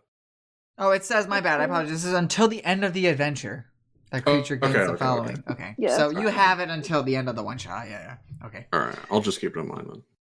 All right. Well, I think that about does it for the stuff in here. I'm gonna, grab the teacup and carefully, place it into my rucksack. Maybe like wrap some cloth around it to make sure it doesn't break or anything. Okay, I do want to say too. There's like one goblin head along like this side of the wall here still to show like where the next doorway is. Ah, okay. Oh, okay. Okay. But we still haven't checked out the curtain. Yeah. So I think we said we were gonna all do that together. So do we all want to mosey on over there? Maybe take a peek behind. Yeah. Absolutely. All right. Who is doing the peeping? I'll leave it to one of you. If you tell me to do it, I'll do it. That's true. Are you saying that to him? Or like, have you told them that? No. Okay. Yeah. So we still don't know, but Tasha also volunteered. I would like the honors of revealing what is behind the curtain. Sure, go for it. Awesome. Do I have to try to make be a little sneaky about it. Maybe just peek behind it at first. Make sure that we're not learning anybody on the other side. Right. Okay, so he will slowly move the curtain. Okay. What's behind curtain number 1? True. As you like move the curtain, you see that there's these 3 kind of like, 2 of them look humanoid. One of them just looks like no, there's 4. I apologize. There's 4 things in this room. I thought there was 3. There's 4, and I will go through and I will tell you what you see here. Upon looking into this room here, you see 3 air quotes kind of humanoids. One of them appears to be on all 4s. You see a human girl with red hair. There's this hooked creature, this hooked monster looking thing that's like on its bare feet, that's got like a beak for like a nose. There's this woman with like demonic bat wings and like long stockings that appears to just be like walking around. And there's this little creature on all 4s that's like and it seems to be like gnawing on metal in the side of the room. Ciro's gonna glance. Well, can Ciro see this or no? I mean, it's just Pazros looking, because I think from what he said, he was just gonna like move the curtain a little bit, right? Okay. Yeah, so it's up to him. I'll whisper to the group. I see a few monstrous-looking individuals, like I saw in the mirror back there. So you might have to tell me if you see this too. And he'll kind of like move to the side. I guess we can all take a peek and see for ourselves.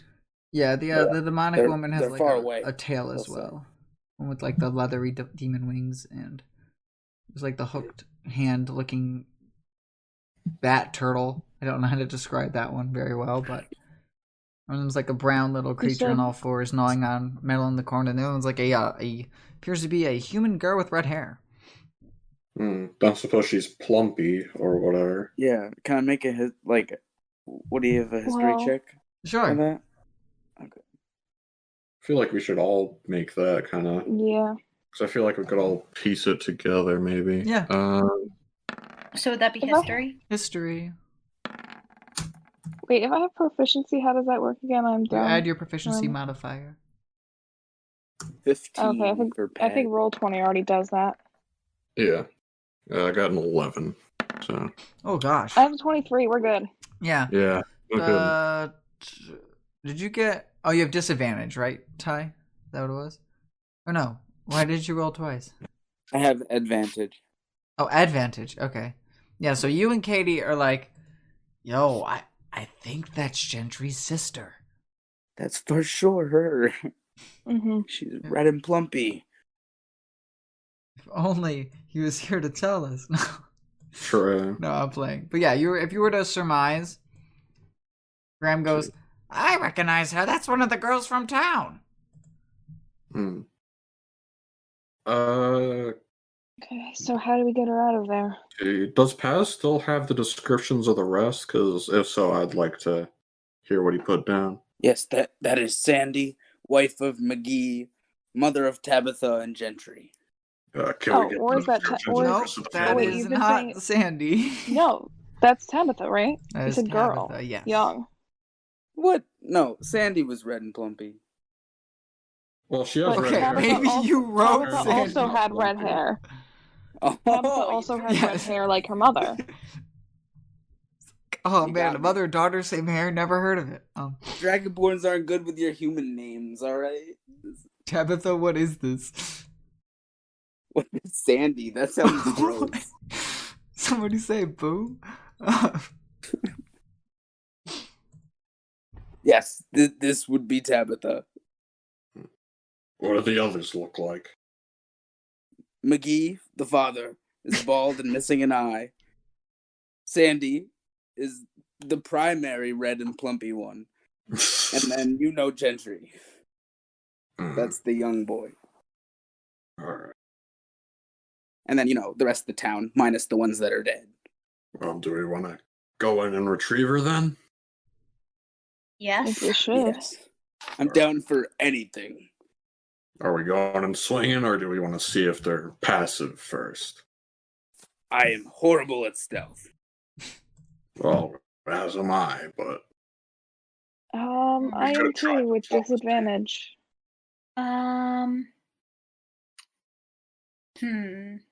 We should probably try to be stealthy if we want to avoid combat, especially considering there's a small child at risk.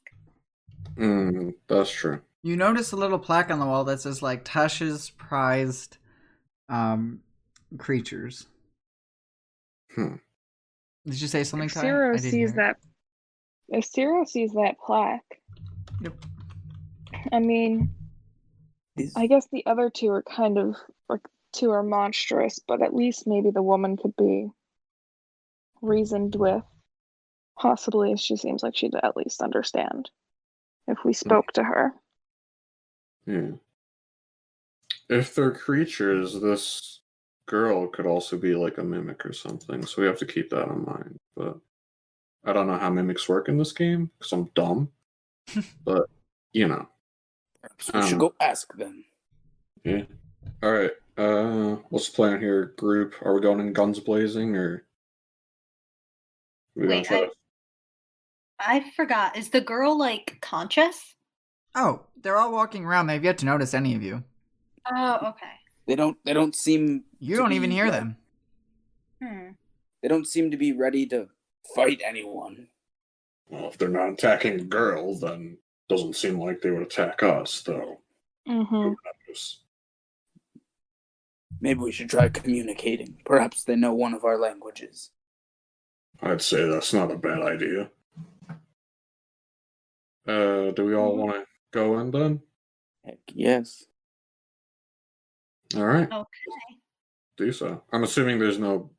Is there, a barrier stopping us or anything, Ryan, or are we free to Are you reaching, are you guys walking? Or what's up? Pazros was in first, so... Okay. Pazros probably would, before he can get fully into the room, just beyond the curtain, he gets stopped by an invisible wall of force. Skirt. Bumps his snout against the glass or whatever. And if you were to guess, that's probably why you can't hear them and they don't seem to notice you yet. And all the creatures behind here are, on their own. Meaning they're not, they don't have any recollection of the other creatures in the room.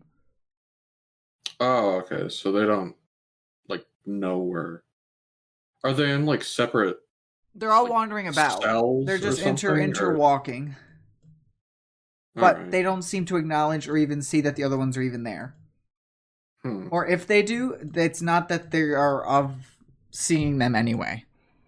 Well, do we have a way to break this wall down, or what? Her fists as he tries to hit it. Boom. Everyone give me investigation. You can look around the walls, see if they see anything. Ooh, true. Let me see. I suppose I can investigate. I don't have any modifiers for it, but I guess Yeah. that's what I'm trying to I suggest. mean, we could all investigate, right? Yeah. No Okay. sense in not doing I'll that. go for it. Yeah, I got advantage. Have a flat 15. Second one go. I got the 17. Is that? No, that was from before, I think. I got a 12. Yeah, I will say Katie and Tim both notice, oh, there's a lever on the Yeah. side of the wall here by the models. Think we should pull it? Zero Well, gives a nod. here goes nothing. I'll, tug the lever down. Okay. You hear whoosh, as the barrier of the wall of force that's there just like pushes you guys. It doesn't push you back anything, it's just like if wind just whoosh, blows past you. For a second, I thought you were going to say that it pushes us in and that we were going to all be trapped in there. No, I was if like, only. uh-oh. No. Well, that's a rip. Time to go home. Part 3, we're done. Funny trap. Team wipe. No, yeah. So as you guys as the wall like dissipates, all the creatures seem to now like look around at each other. And the girl's like, what's going on? And you notice that like the hooked creature goes walking towards her. And is like, and is like walking like he's gonna attack her. All right. Well, I guess I'll charge into fight. All right, I think we shall roll initiative. True. That was Mr. Do I add the +1 I have to initiative for that? I don't remember. What was that? So I have a +1 to initiative. Do I add that to the D20? Can you remind me? Yes. Yep. All right, just want Only to a make sure I'm fucking up right then. +1? Oh, because that's your dex mod. Yes. 13. Ooh. 20. Did the other people's roll? It's rolling. Yeah, I rolled a 13. Yeah, I I'm got gonna a be 13. going first, it seems. All right. Becca and Tim both have the same dex mod, Ty. Cool. What does that mean? If they're on the same team, they just go at the same time. It doesn't really matter who acts first, I don't think. That's true. All right, roll for the demon woman. 13. I would be able to communicate with her, correct? With Infernal? Or Abyssal? Yes. I'm gonna roll for the little brown dude in the corner. No, Madhouse. So we got 7. And the last guy with the hooks that's going towards the girl. Okay, monsters, you're failing me. Nice. You'll love to see it. Love to see it. Roll for Graham. Alright, Graham. Hang on. Graham's schmoovin'. And I'll have the girl go when Graham goes. Have human NPCs work at the Shout out to the fact that Graham is still going before one of the monsters. By the way. When a grandma beat you in initiative order. True. Alright, Ciro, you do get to go first. Okay. Can I, grab her and just yoink her away from things? And I would definitely need an athletics to proceed to Yoink's child. okay. My athletics, +2, not bad. Would you have to move up there as well? Yeah, she'd have to get Yikes. No, that. And the Alexa turned on too, lovely. No. So you go over there and you try to pick up this child. And you're just like, Yeah. oh no, I have noodle arms, and put it back down. Can I at least like get her behind me? There. Yes. There you go. Attempts to Okay. to do so. All right, so Tyler's up next. I believe. I'm gonna just keep calling her demon girl because that's what we know her as right now. I see. That's a 13. Never mind. Yep. You are Ty doing that. goes first. Then Ty goes before her. Mhm. Ty, you can do what you'd like. All right. In her native tongue of Infern or Abyssal. Which are you using? I'll go with Infernal. Okay. And I will say, like, stop, do not attack the child. Are you being held prisoner here? Why, yes, I was. And I don't know if it was all of you that entrapped me. The last thing I remember was going to see a circus performance down in Avernus. I don't know where I am now, and I'm not happy about it. The one who's locked you up is Tasha. We are seeking her out. So you are you free. say. We were the ones sent here to stop this. And why should I believe you? You're somebody I've just met, after all. I swear by my patron fiend that I mean you no harm. Ha! Well, we'll see about that, she says. So, Pass, besides talking, did you want to move? I won't let you fight or do anything, because that was a pretty big conversation. But Yeah, no, that's it. I wanted to. are you just stay right there, or are you moving at all? Did the map change at all, or is it just... No, you're still in the bedroom versus in, like, this... I don't want to Yeah, say, like, I a gotta walk habitat up room, there. but, like... I will have walked in to talk to her. Okay, got it. So, however close I need to be. I guess I can go 5 feet from her. I got you. All Gonna right. be difficult. Demon's gonna go. So yeah. She's gonna look at you, Tyler's being the person that's just gonna talk to her Paz. She's gonna go, all right, well, if you say you're friendly, then we'll see about that. Give me a wisdom saving throw. Wisdom saving throw. Oh man. I get advantage for my Hunter's Bane when with wisdom checks with phase fiend. It's more for tracking, I guess, so I guess it doesn't count here. Okay. I was trying to see if I had anything that could help me. But 15. She goes, haha, well, you seem like quite the adverse adversary to have. You didn't even fall for my charming spell, you. Alright, I'll give in for now. I will not harm the child until I get answers on what's going on here. He looks at her. That's because I'm already under your charm spell. But thanks for not killing the kid as I pick the kid up. I don't think I'll let you pick the kid up because that was kind of her turn to do that to you. Yeah. But I can say you're like by the kid. I thought I could sneak that in there. Okay. Sorry, I gotta play fair. I let you literally have a whole conversation, like 6 seconds of fighting. Grab the kid by her ear. Come on. Ow! Tenor. Let's see. Is the pink thing in the corner just sort of minding its own business?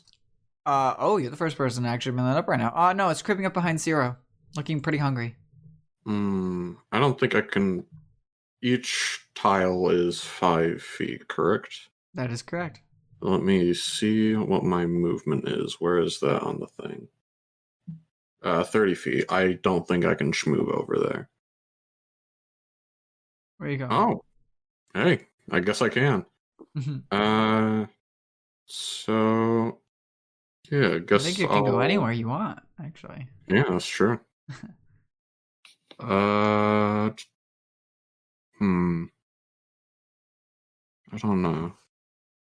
I guess I'll go up to that then. I'll leave the clawed thing to you lads and lasses. Yeah, I'll go up and fucking smack it silly. All right. And I actually managed to read my character sheet this time, and I know that I have an additional attack now. That's So- right. Okay, I need you to be specific right now of what you're using to attack it with. I am using the Singing Sword. Okay. What song we got? Good question. I gotta think. Let's see here. I'll do what's that song go like? Ba, ba, ba, ba, ba, ba, ba, acapella that. There we go. Okay. I think I know the name, unfortunately. Okay. That was beautiful. That was good. Claps. Hey. Let's see. So that's 1d20 plus 8. 13. Oh. Okay. As you swing in at it, you notice like this little monster, this little bugger, very fast. It just sidesteps right out of the way as the circle shoots right down next to it, as it's like protruding sound. And you notice that like this little guy is now giving off this like aura that you couldn't see before till you were 5 feet by it. And you notice like it's looking hungry and it stares right over at your sword. In that case, I'm going to. I don't want to fuck up this beautiful sword. I'm gonna. Since I already have the great sword equipped, I can just, use that instead, correct? I can put away the short sword and use the great sword. It does not take an action. So, he's switching weapons. That an action? I think that's a bonus. You can store your weapon as one free action at the end of your turn, then draw a different weapon as one free action at the start of your next turn. Alright, so So you can put a weapon away right now, and beginning of your turn next time, pull out a new one. Got it. So I still have an extra attack, so I guess if I can only put it away, I'm gonna swing with the Singing Sword again. It'll continue doing the same song. Perfect. Let's try again. 23 will hit. That'll definitely hit. Alright, so damage time. Roll 1d6 plus 5 plus 1d4. The d4 is not piercing damage, if that matters, because I noticed nope, that's, I hear you. That's thunder. It looks like it's got like a shell. Mm-hmm. So, I don't know if piercing damage is gonna do a lot. Alright, whopping 8. Whopping 8. Gamer. Nice. Alright. Takes it and goes, still alive, but it was definitely a good hit on it. Alright, and then I'll put the sword away. Alright, the little hooked boy's gonna go. And as Paz's character kind of back... What about Ember? Oh. Ember. I had a 13. Ember had So a same 13. Yes, Ember, please go. I did not write you. I will write you now. Wow. Rude. Okay, so let me see. I'm gonna go after the what's that purple thing with the claws? That's like, as far as trying you're to aware, attack. that's just a hooked creature. Well, first of all, we'll call it a hook horror. It's called a hook horror. Hook horror. Okay. So I'm gonna. Okay. Rush that thing. Is Pazros in the way, or like? Oh, he's there. So can I just scoot past him? Yeah. That's fine. Yeah. Did you just scoop by me? And can I cast the Shocking Grasp cantrip by touching the monster? Touch. Yeah. Okay. So I'll roll for that. So that's a 12. 12 does not. Wait, hang on. What does your spell say? So I have to touch the creature, and lightning springs from your hand to deliver a shock to a creature that you try to touch. Does it say you make a attack roll? It does say you make a melee spell Got attack it. against Melee the spell target. attack. Got it. Okay, yep. So then 12. Okay. 12 does not hit. Okay. So as you move in to do it, it just kind of goes like... and like moves, just like sidesteps right out of the way from like your hand. As it like, he like turns and it like just grazes past his turtle like shell. Oh dear. Yeah, he didn't like that, Ember. Oh no. You're gonna try to swing one of his hooks right at you. Oh no.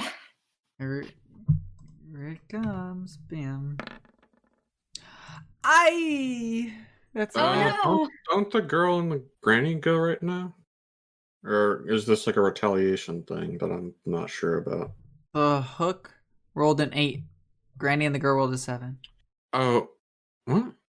Oh. Alright. I guess I was mistaken about that. Might be. It's okay. No props. Yeah, so the hook guy is gonna come in, and as you like try to grab it, Oh, I it's- thought that the slimy pink thing rolled an 8, because I thought you did succubus, then hook, then pink thing, right? Wasn't that what you did?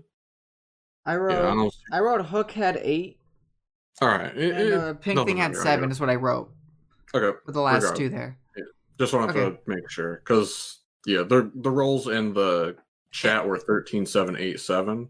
I knew that the last one was for the girl and the first one was for the succubus, but I think I did. Yeah, because Granny was the last one. yeah. And then, I see. Okay. We'll have the hook go, and then we'll just have the next guy go. Yeah. Hook will proceed to, like I said, so as Becca's character comes down, as Ember comes down with her shocking grasp to try to grab it, the thing's gonna turn and look at her and just uppercut into her with the hook as it's smiling. Oh no.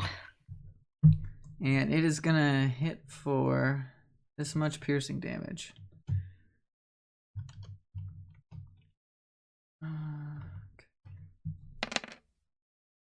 22. Jesus Oh. Christ. Boy. What? Okay. Well, it got a crit, everybody. Come on. We gotta So just it adds the full math amount of its here. dice roll to its modifier. Same for if you guys get a crit, you know? Same thing. So it just comes up and goes. Blah!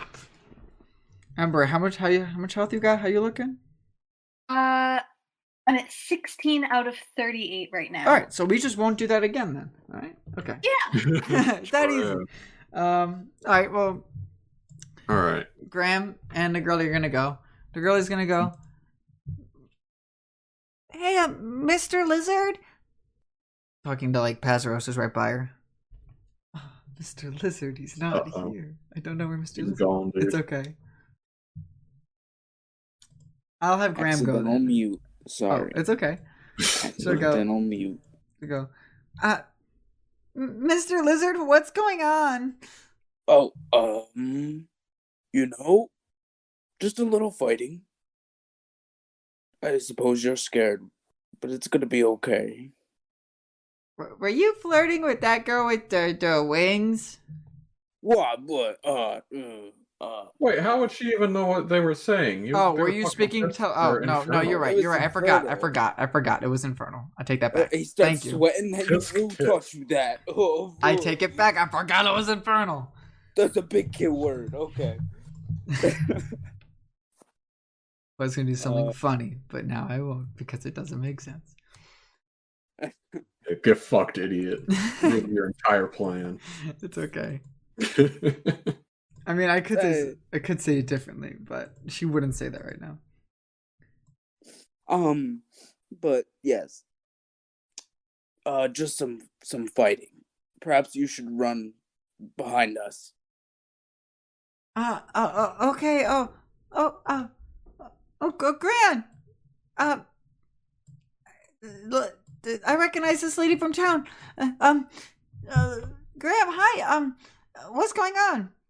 Well, listen here now. Why don't you go wait in the bedroom over there, and we'll be right with you. She goes, okay. These monsters look scary.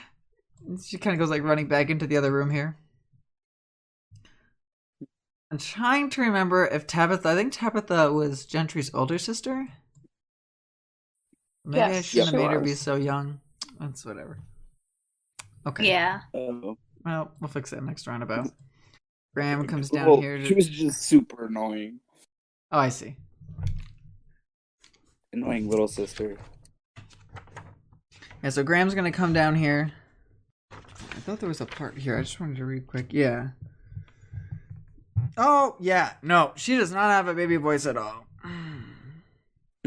Alright, I'll fix that next roundabout. Nope. Graham, on the other hand.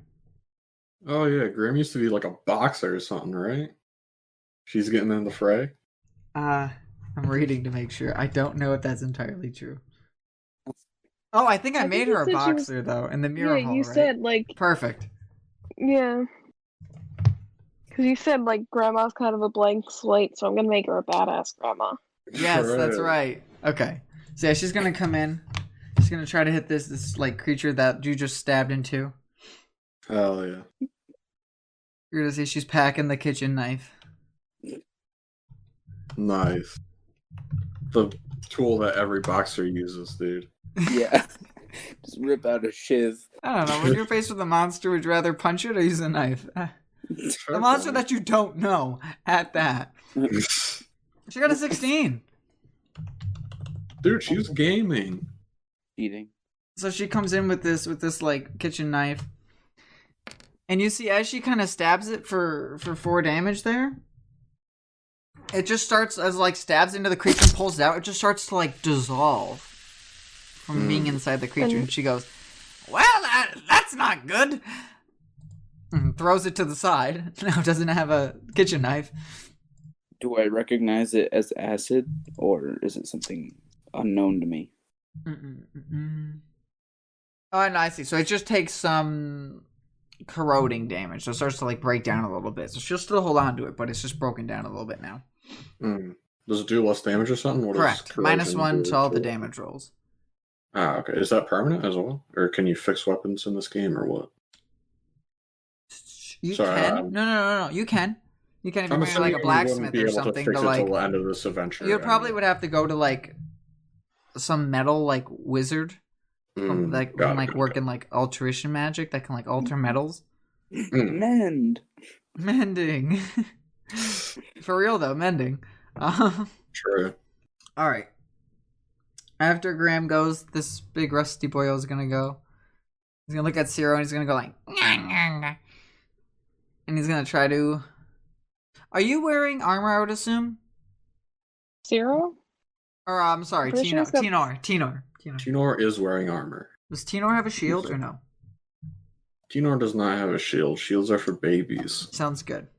He's wearing chainmail. Chainmail, If that thank you. makes it- So, give me a dexterity saving throw as the little guy reaches out to try to touch you as he goes like, Dex throw. Does it not do an attack throw? You're going to make a DC dexterity saving throw to avoid his touch.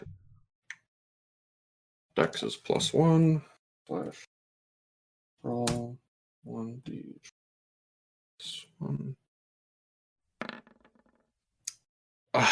9. Oh no. It was so close to the 20, dude. It was. It went to 20 and rolled back to 8. As he jumps up on you, and you're like, oh, what? As the little thing just like hops up, like you didn't expect it to just spring. It like lands on your armor, and you just slowly start to feel it go like, and like the armor on you starts to like bubble. As you like shake the thing off, and it lands back on the ground, your armor now has a -1 penalty to its AC. Alright, so good to know.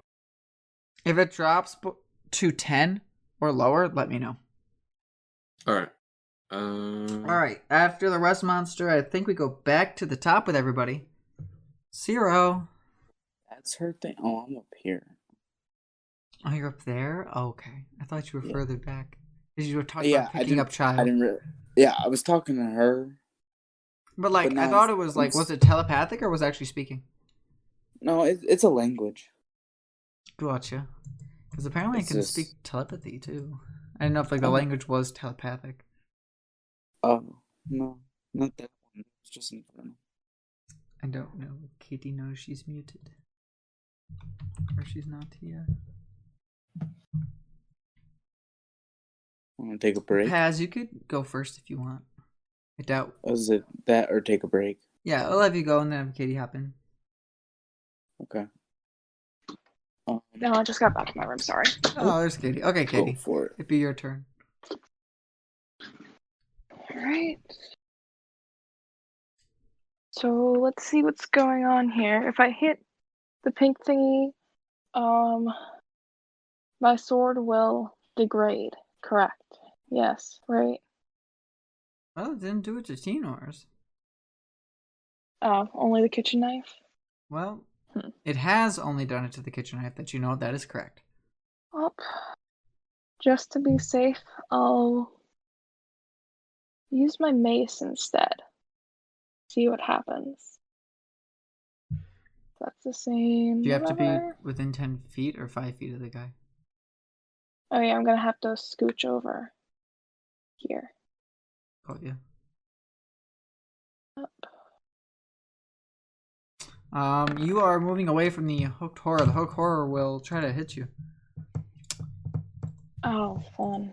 I messed up earlier. Hooked horror should hit 2 people, but Okay. 12 on 0. 12 doesn't hit me. No. All right, yeah. So as you're running away, it goes like, "Ah," and it just misses. Okie doke. Yeah, Sierra's taking care of the pink thing first. I like how Ember I gets. rolled a 17. 17 to hit. hits. Oh yeah, shit. Yeah. I like how Ember's Ember kind gets of ouchy. whopped, and then everyone's like, "Quick, run away from it!" Oh, I was just more so thinking because that was. No, it's all I'm good. trying Like to you protect Graham have over a here shot because of the other girl's out of the potential. way. You have a potentially killing him here, ish. I don't know how hard you Okay. hit for, but So the mace, but I hit it. Yes. oh yeah, 17 hits. Yep. Okay. Is that the mace? That's the mace. 6 damage. Okay, what type of damage? That is, I believe, it's a mace, so it'd be bludgeoning. Okay. As you swing the mace on into it, you're gonna notice like when you pull your mace back out of it, your mace has like little bubbles in it, like some of it melted as it hit him. Okay. So your mace has a -1 penalty Okie doke. to damage rolls. If it does it 4 more times, let me know. Which I don't think Okay. it will, because this thing is after that wallop is looking pretty beat up now. But you know. All right. All right. Hazaros. Unless did you have anything else you want to do, Zero? I'm sorry.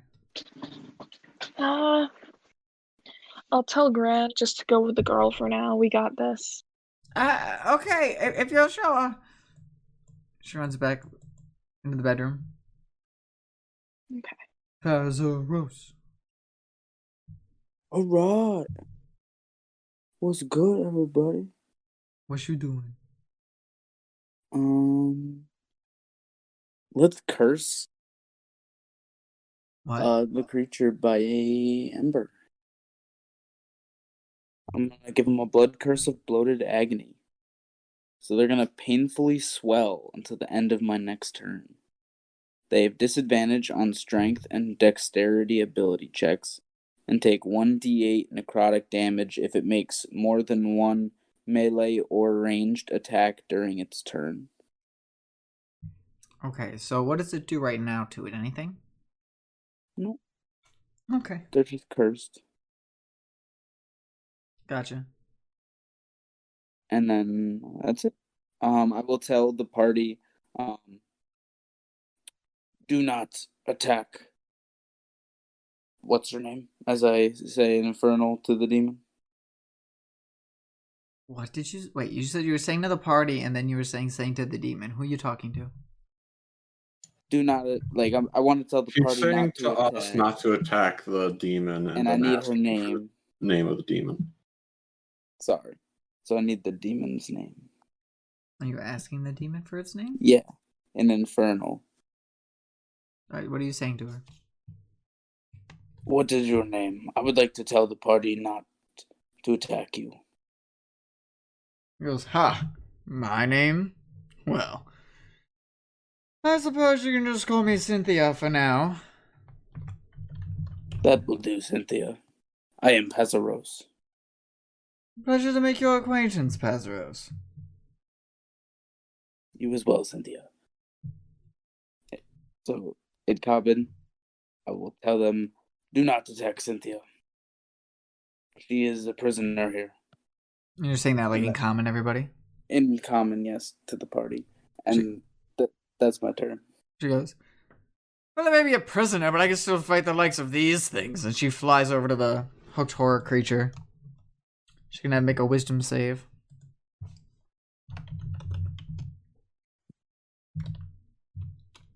Oh my god, she's a badass. Does she, the thing has disadvantage on what kind of saves from your bloating thing? Strength and dex. Strength and dex. Okay. Somehow this hooked creature gets a +1. Okay.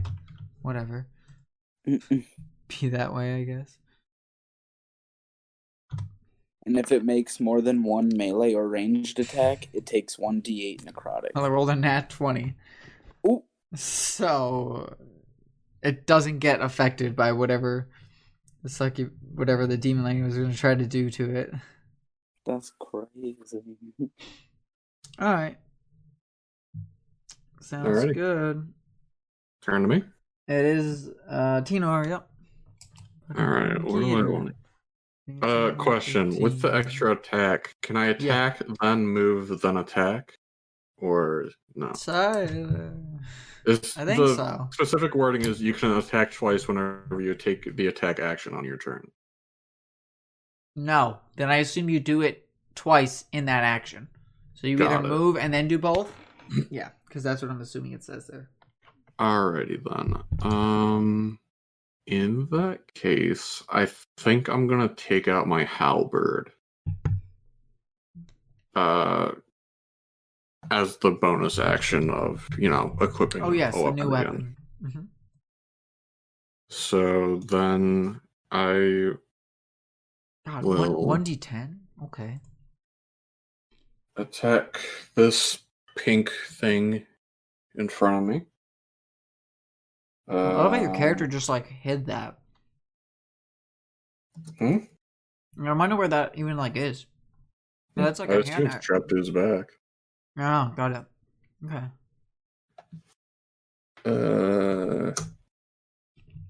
16. Oh yeah, that hits. Alright. So that is... Ryan, I don't know what you're about to start posting in chat, 'cause I only see the text Tinor with the ladies, but I'm already concerned. It's just a picture of this orc dude, even though you're not an orc, you're Goliath, but smiling with a halberd over the back of him. Alright, I don't know what that means. It does concern me though. 5 damage to this grotesque thing. Alright, and I'm assuming your halberd is made of metal. Because it's a halberd. So that is going to take a -1 penalty. This thing goes This is getting sliced and chopped. This thing's barely standing. Is that to hit or to -1 to damage rolls? -1 to damage rolls. Alright. So instead of a +3 bonus, it's just easier probably to say +2. If it's still standing, then I will attempt to hit it again. Oh yeah. Back end of it this time. He spun one way, stuck it one way, and he's going to spin counterclockwise the other way. Right. Oh yeah. That is not the right thing to roll. That is not. I need a d20. My apologies. Oh yeah, 22. 22, that'll definitely hit. Man, wish I could count that last roll. You're going to kill it. No matter what you roll, it is going to die. Alright, 11. It's beautiful. mega dead. I'll let you describe how you take out this little small monstrosity. Medium monstrosity. Got a stupid little pink head. So I'm gonna take the back end of my halberd and just fucking crush the thing underneath the back of the halberd. The head of the thing. Nice. Takes another -2 penalty, but nice. Yep, another -2. Yes. Oh no. Well, -1. Each time you hit it, right? So it had -1 before, -1 again. Oh yeah, that was supposed to be only 10 damage, by the way. But That's if it's fine. Yeah. It had 3 health. If I'm being honest. This thing is fucking huge now, Ryan. You got to mention that this thing is taken up 2 by 2. Well, I just noticed it's a large monstrosity. My apologies. I thought it was small. The thing looks small. It's pictures. I'm looking at all my equipment and stuff, and then I tab back in, and this thing has quadrupled in size. That's what a large monstrosity is, okay? I don't know why it's so big. Couldn't tell you. I just come back and the thing grew. What happened? Yeah. So that boy, the little rust monster's gone. Yep. Fun fact for everybody at home: that's a way to wreck your low level party. That thing's only a CR half, but destroying those weapons early, like an arm, you fight 3 of those things. Oh boy. Quick question: what would happen if I did an arm strike? Would it just deal damage? Correct. Corrosive damage. Okay. That's what no, wait. What do you mean? To you? No. If I just nothing would have happened to you. Ah. If you use metal weapons specifically, metal weapons or metal armor specifically, stuff happens. All right. That's why your magic sword didn't do anything like that because it was magic. The Gathering. Anyway, I digress. Okay, after Tenor goes Ember, playing this hook boil. Yeah. So yeah, Ember is suffering here. Gets walloped. Everyone else is busy playing with the beetle. Yeah, true. Yeah. So the old lady and the kid are kind of away from the curtained area, right? They're a safe so you can go distance full away. Super Saiyan and not worry about their eyes bleeding. Cool. You have wild magic surge and stuff too. I don't remember when that happens, but that's a thing. Oh, when does that happen? I think that happens once when I per cast... turn. Oh, I can have you roll a d20 immediately after you cast a spell of first level or higher. Okay, so we're fine still. Yeah. Also, that other one was a cantrip, but yeah, so that's fine. Yeah. Yeah, you can use whatever you'd like here. Okay, so I'm still kind of close to this beetle thing, right? Well, beetle thing. The beetle thing's dead. You got this hook horror. Hook horror. And then slashing at you. Yeah, okay. Got my monsters mixed up. And it's starting to bloat. Kaz put little bubbles bloating? on it. Yeah. Yeah, okay, that's gross. Kaz just cursing you. Yo, Don't get the you plague, love it? dog. Grandma having PTSD. It's all there. No, Grandma forgot about it. Flirt. Let this thing bloat, alright? Okay. Let it swim. So let's see, what is this? Okay, this is more of a ranged thing. I don't know. I was sitting here trying to figure out what to do. Let's see. I might do. Oh God, I'm sorry. I'm bad at making decisions. You're okay. Oh. God. Holy crap. I was just reading something, sorry. You're fine. You're good. It's not you guys avoided the bad situation that I was going, oh God, to. It's fine. Okay. Oh wait, maybe I don't want to do that. Because that's And then you'll blow up. And then you blow up. Yeah, okay. I'm gonna use another cantrip then. I'm gonna do Ray of Frost. All right. Okay, so I'll roll for that. Hopefully it hits this time. Okay. I imagine that'll do it. Yeah, I hope so. 23, yeah. All right. Yeah. So Ray of Frost is a frigid beam of blue-white light that streaks toward the creature. It's a ranged spell attack, so on a hit it takes 2d8 damage, cold damage, and its speed is reduced by 10 feet until the start of my next turn. Okay, so he can't run away even if he wanted to. He's icy. So I'll do 2d8. What do I add to that? Just the +4 still? Or... I don't think you add a bonus to spell attacks. Okay. Oh, spell attack bonus. I think... Oh. Tide, you had both? You get your spellcaster, boy. If it's a +4 to hit, do you also add that? Because it's a spell attack bonus, right? Is that to the damage as well, to the spell attack? Well, like, my cantrip Chill Touch is, like, +5 to hit, but it's just a 2d8 Got damage. it. So then it's just that 1 damage then, Becca. Okay. Hmm. No, mending takes a minute? What the heck? Well, you gotta mend it, bro. I guess you're right. 3 damage. Careful now. Wouldn't want to do too much damage. Don't want to spook him.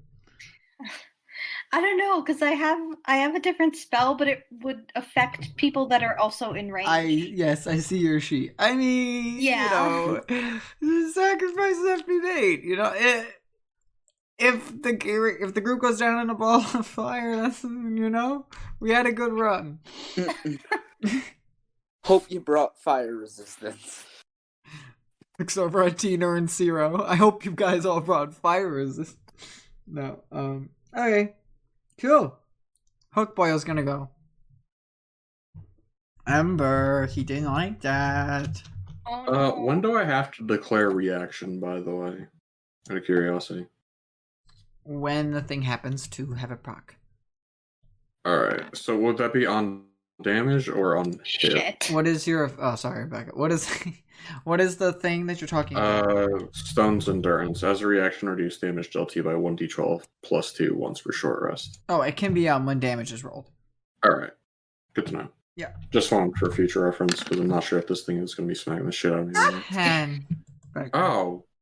I assumed that it'd deal like 20 million damage again. Well, it crit last time, dog. The way that we do crits is that you add the full dice amount to the modifier, so it feels like a real crit. Oh, okay. I Yes, get you. so it added 12, because that's 2d6 to the 4. Yeah. That's why it hit for a minimum of 16, of 18, actually. Yeah, So that's why it hit like a truck in the beginning. pretty big. So Becca comes in and goes like, pew pew, shoots these little ice beams at him this time, and he's just like, "Rawr." Not having it. But the second hit will go on the succubus. So yeah, I just saw what it was. Kill me. Alright. Oh, Yikes. Alright. oh, succubus girly. Oh no. I told you no. What do you mean you didn't tell the hook thing no? No. Demon lady. I don't think you told her either. I think you just told us. Ty, you sound super quiet and far away. I cannot hear Yeah. you. Sorry. What did you say? Nothing. Go ahead. I didn't mean to distract you. I'm sorry. It's okay. I'm not mad. She's just gonna take a gentleman's 23 damage. This thing is fucking hacking. Bro, this thing is ripping people apart at the seams. Alright. But Ty, it takes damage, right? Right? It did its second attack? Yeah, it takes 1d8 necrotic. Oh boy. Oh yeah, doesn't it have to... If it's doing 2 attacks, doesn't it have to take 1d8 twice? No, I think it's just on the second attack. If it makes more than 1. Oh, it makes more than 1. My bad. Yeah. I can't pay attention. Alright. Yo, that was a nasty hit on this. Are you rolling it or am I? What? Am I rolling what? Oh, you did it. Good. Oh yeah, I did. Sorry, I just went. All right. Graham doesn't have a turn. The beetle's dead. All right, back to the top. 0. All right. So we're mostly just attacking the big thing. The hook. I think Horror. we're only just attacking the big thing. Yep. Oh, I gotta hop back to my sheet. I was trying to add the modifier. All right. We'll just do a nice long sword because why not? Can't go wrong with a long sword.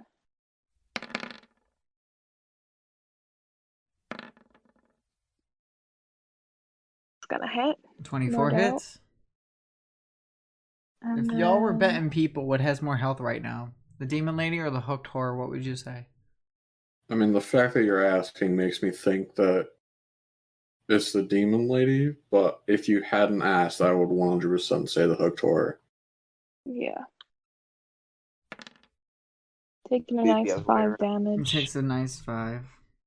Alright. Cool. Paz. Rose.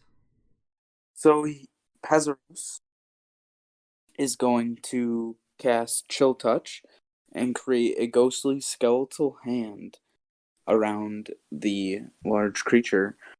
Give him the EBGBs. The EBGB. Let's see if it hits. I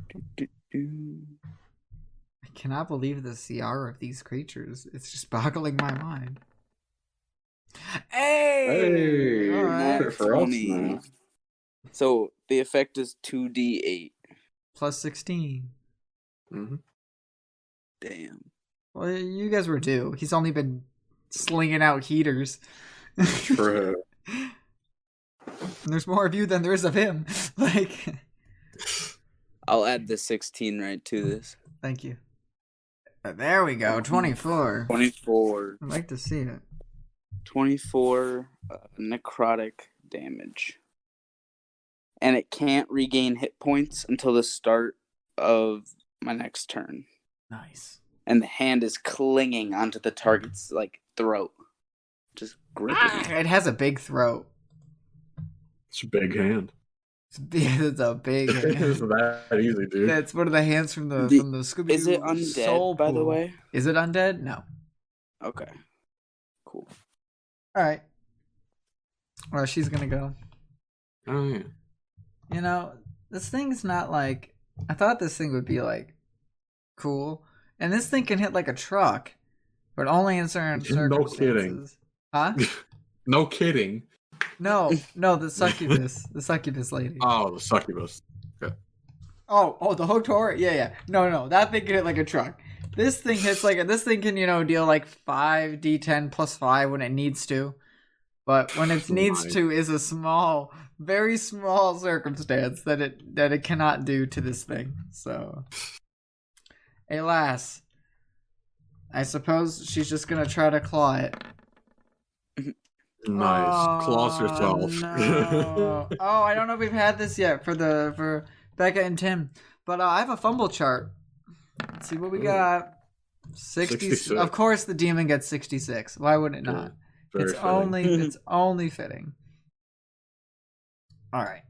Without the crit fail thing in check, its roll would have been a 6 as well. So 666. There you go. Yo, yeah, you're right. It was a crit 1 plus 5 is 6. 666. Oh my god. Oh boy, revealed intentions, everybody. So because she's not an enemy and she's an ally, you and your allies are all gonna suffer disadvantage for your next attack. Yay! Hey. She was so loud, and by her screaming, the thing's now on high alert, looking all around, ready to jump after anybody moves at him. All right, Tinar. Yeah, I gotta think here. That was called that ability there was called revealed intentions. So it was the thing's now looking all around. Okay, the wizard's there. I don't care about her. She's been tickling me. But this big guy with the big axe. All right. He's not speaking, question. of course. That's what he's thinking. Yeah. So if Yes. I'm assuming that it's not going to play out the way I want, but if I use an action surge, do I get an additional bonus action as well? Because it says you can take one additional action. Correct. On your turn. You'd be able to hit 3 times. Well, it'd be 4 times, but I want to know if I can put away my 4. halberd and How would draw it be my. 4? Huh? Because I can. You have your If I action. choose to attack, I get 2 attacks. So if I attack twice, then I get 4 attacks. Action surges, you can take 1 additional action on your turn. Yeah. You have your regular attack, extra attack, action surge. It's 3. Extra attack. You can't actually... Whenever I take the attack action, I can attack twice. That's what extra attack does. What I'm trying to figure out is if I can put away the halberd and take out the Tasha's sword right now as well. I'm gonna assume that's gonna be it. Yeah. I mean, at the end of your turn, you should have put it away to take out the new one, but fine. Well, In the future, I had just do taken that. out the halberd on my previous turn, so Mm-hmm. I Oh, so wouldn't you have been couldn't able put to it put away. it away. Got it. Yeah. Yeah, that's what I'm saying. So, am I just sticking with the halberd here then? Sure. And at the end of the turn, you put it away, and if this thing's still up. All right. Yeah. Ty did a good number on it. It's still looking pretty healthy, but like Ty did a good number. I'm gonna. The disadvantage is only on the first attack we make, correct? Correct. You're next. Alright, So your I'm 1st gonna- attack. Yeah, I'm gonna use action surge here, so I'm gonna be swinging in 4 times. This so is your guys' first real fight. Oh. yeah, I know, because I got fucking stun locked with the fucking mannequin things. All right, Ember's like, never again. yeah. 1d20 plus 6, because it's only the corrosion only modified the damage, correct? Correct. Just to make sure, yeah. Not correct. the attack actually to hit, but the actual damage it does. 14. And you have disadvantage. But 14 doesn't hit. Yep. Yeah, 14 does not hit. Alright. So then we'll go again.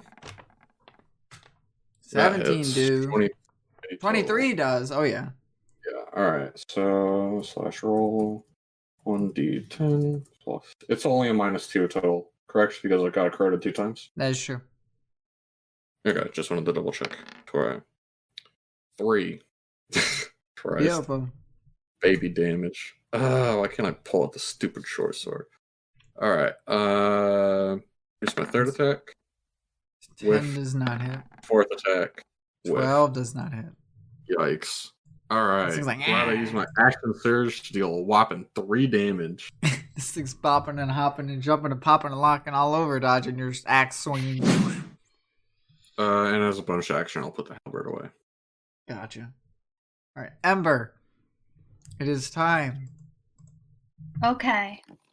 So Ember's Gust of wind. gonna No, I'm playing. step the fuck back because sorry, I should You're have good. cursed. You're good. No, you're fine. People do it. Okay. Wait, are we Question. not supposed to be cursing? This is news to me. Shit is like, I was not told that fucking memo. Yeah. Sorry. Exactly. Sorry. Ty, quick question for you. I know you're muted. People like to mute. It's fine. I was just wondering if you, Becca, you have a choice here. If you Okay. use your Ty, my question to you was, can people use their action to disengage, or is that only a rogue thing? You can just disengage, and that's your action that turn, right? Yeah. Okay. So, Becca, you could take the action to disengage, and then he won't swing at you for running away from him. Something to think about. Okay, yeah, I'm gonna do that. I'm gonna Okay. disengage because Got I it. fear for Yes, Ember's so you life. can attack, but you can you can eat up and jump back, basically. That would be like your actions, like the jump back. Okay. Okay? Yeah. Cool. Okay. All right. It's time for the hook guy go. Tino, he didn't like you doing that. Yeah, I know. I did 3 damage to him. As opposed to 24. Well, you swung at him 4 times. You had to dodge yet. 8's not going to hit. He's going to use his second one on you because he just doesn't like that you tickled him. You grazed his kneecap. 22. That'll hit. Alright, it's only for a gentleman's. Becca, shout out for jumping back more squares, because this thing actually has reach with its arms because it's a large creature. Yeah. 12 damage. Piercing. Alright, let me think for a minute. Yeah, I'm gonna... I probably don't need to, but probably doesn't hurt. I'm assuming we're gonna try to squeeze in a short rest after this. So I'm gonna pop Stone's Endurance, reduce incoming damage by 1d12 plus 2. Okay, I'll let you roll for that. Already doing so. So I get hit for 6. That's actually not too bad. Alright. After the hook goes 0. We're just gonna try. Oh, I don't know what that. We're gonna bop it with the sword again because I can. Hopefully. Sword bopping. Oh, you got real quiet. 15? Quiet. 15 hits, right? Yes, it does. Magic number. Okie doke. Try and bop it. Do me a favor, though. Pull You more have to roll that 5. 15 again because you get disadvantage. Oh, okay. Sorry. I No, just you're good. forgot. Nope. Okay. Never mind. Never mind. Ty, Paz. Yes, can you hear me? I can. All right.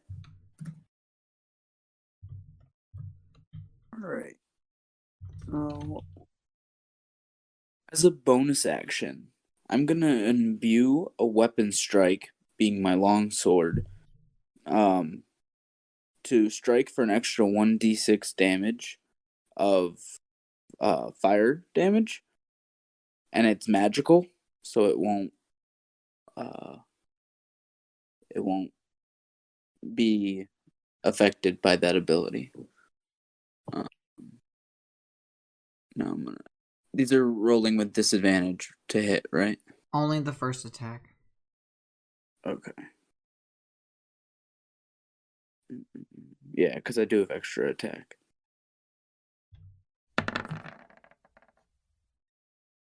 Okay. So 17 was your lowest. Or 20. Unnatural 20 was your lowest. Yeah, Yeah. that hits. Cool.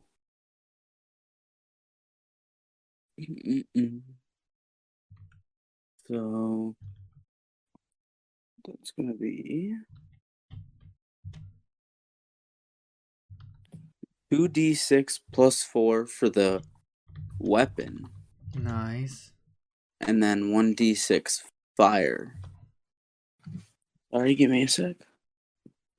So the great sword, as Pazaros runs up next to the giant beast and slashes into it, does 11 damage with the sword, and the magical energy that is imbued around it deals 1 tiny fire damage. Wow. Where'd you learn those moves from? Tim doing 3 damage in 4 actions? No, I'm playing. Yeah. My He's master he's told like, me everything I know. I'm only learning from the best. Alright. Demon's gonna go. All she can really do right now is claw. The thing decided to not want to get Charmed. charmed. 19. I guess we'll take it. If it hits, every bit counts. Oh, yeah. Alright, good job, Demon Lady. Best thing you could look do. at her 9 go. damage, your max damage. Look at that. 3 Alright. times as much as I did last time with 4 attacks. She did 3 times as much as me, and I did 4 things. Alright, after her goes Tinor. Happens, man. Alright. I'm gonna take out the short sword. This guy's looking a little pink and bloody, by the way. Ooh, I like that you changed the color of it. Yes, I figured that feature out. You go. Very fancy. So proud of you. It's cool. That way you can be like, oh yeah, this thing's looking bloody. Okay. 1d20. Not super bloody, but you can definitely tell like the nicks and the claw slashes and the axe cuts and Pinor's sword over the top of the head. 19 hits. Oh yeah. Roll 1d6 plus 5 plus 1d4. I think that's right? Let me double check.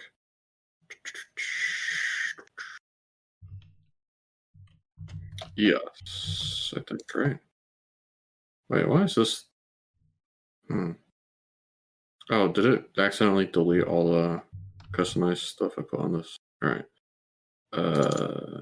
Yeah, I think that's what happened.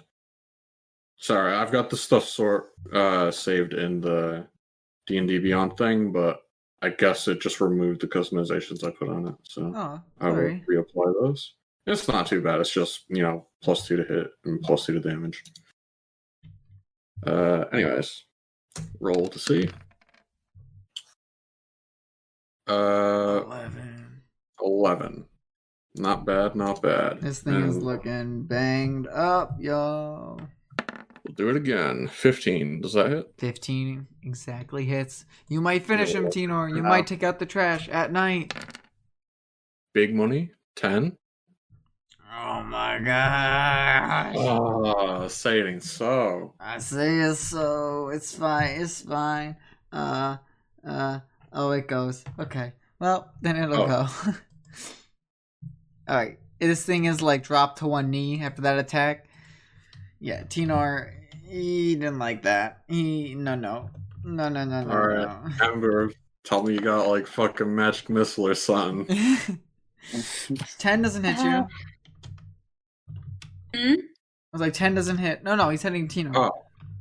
Oh, I didn't. What about Ember? Doesn't she goes right after me? Oh, what? Ember! Yeah. Take him out! Yeah. Dumbass. I even read it in my notes. I looked right at it as I said for the hook guy.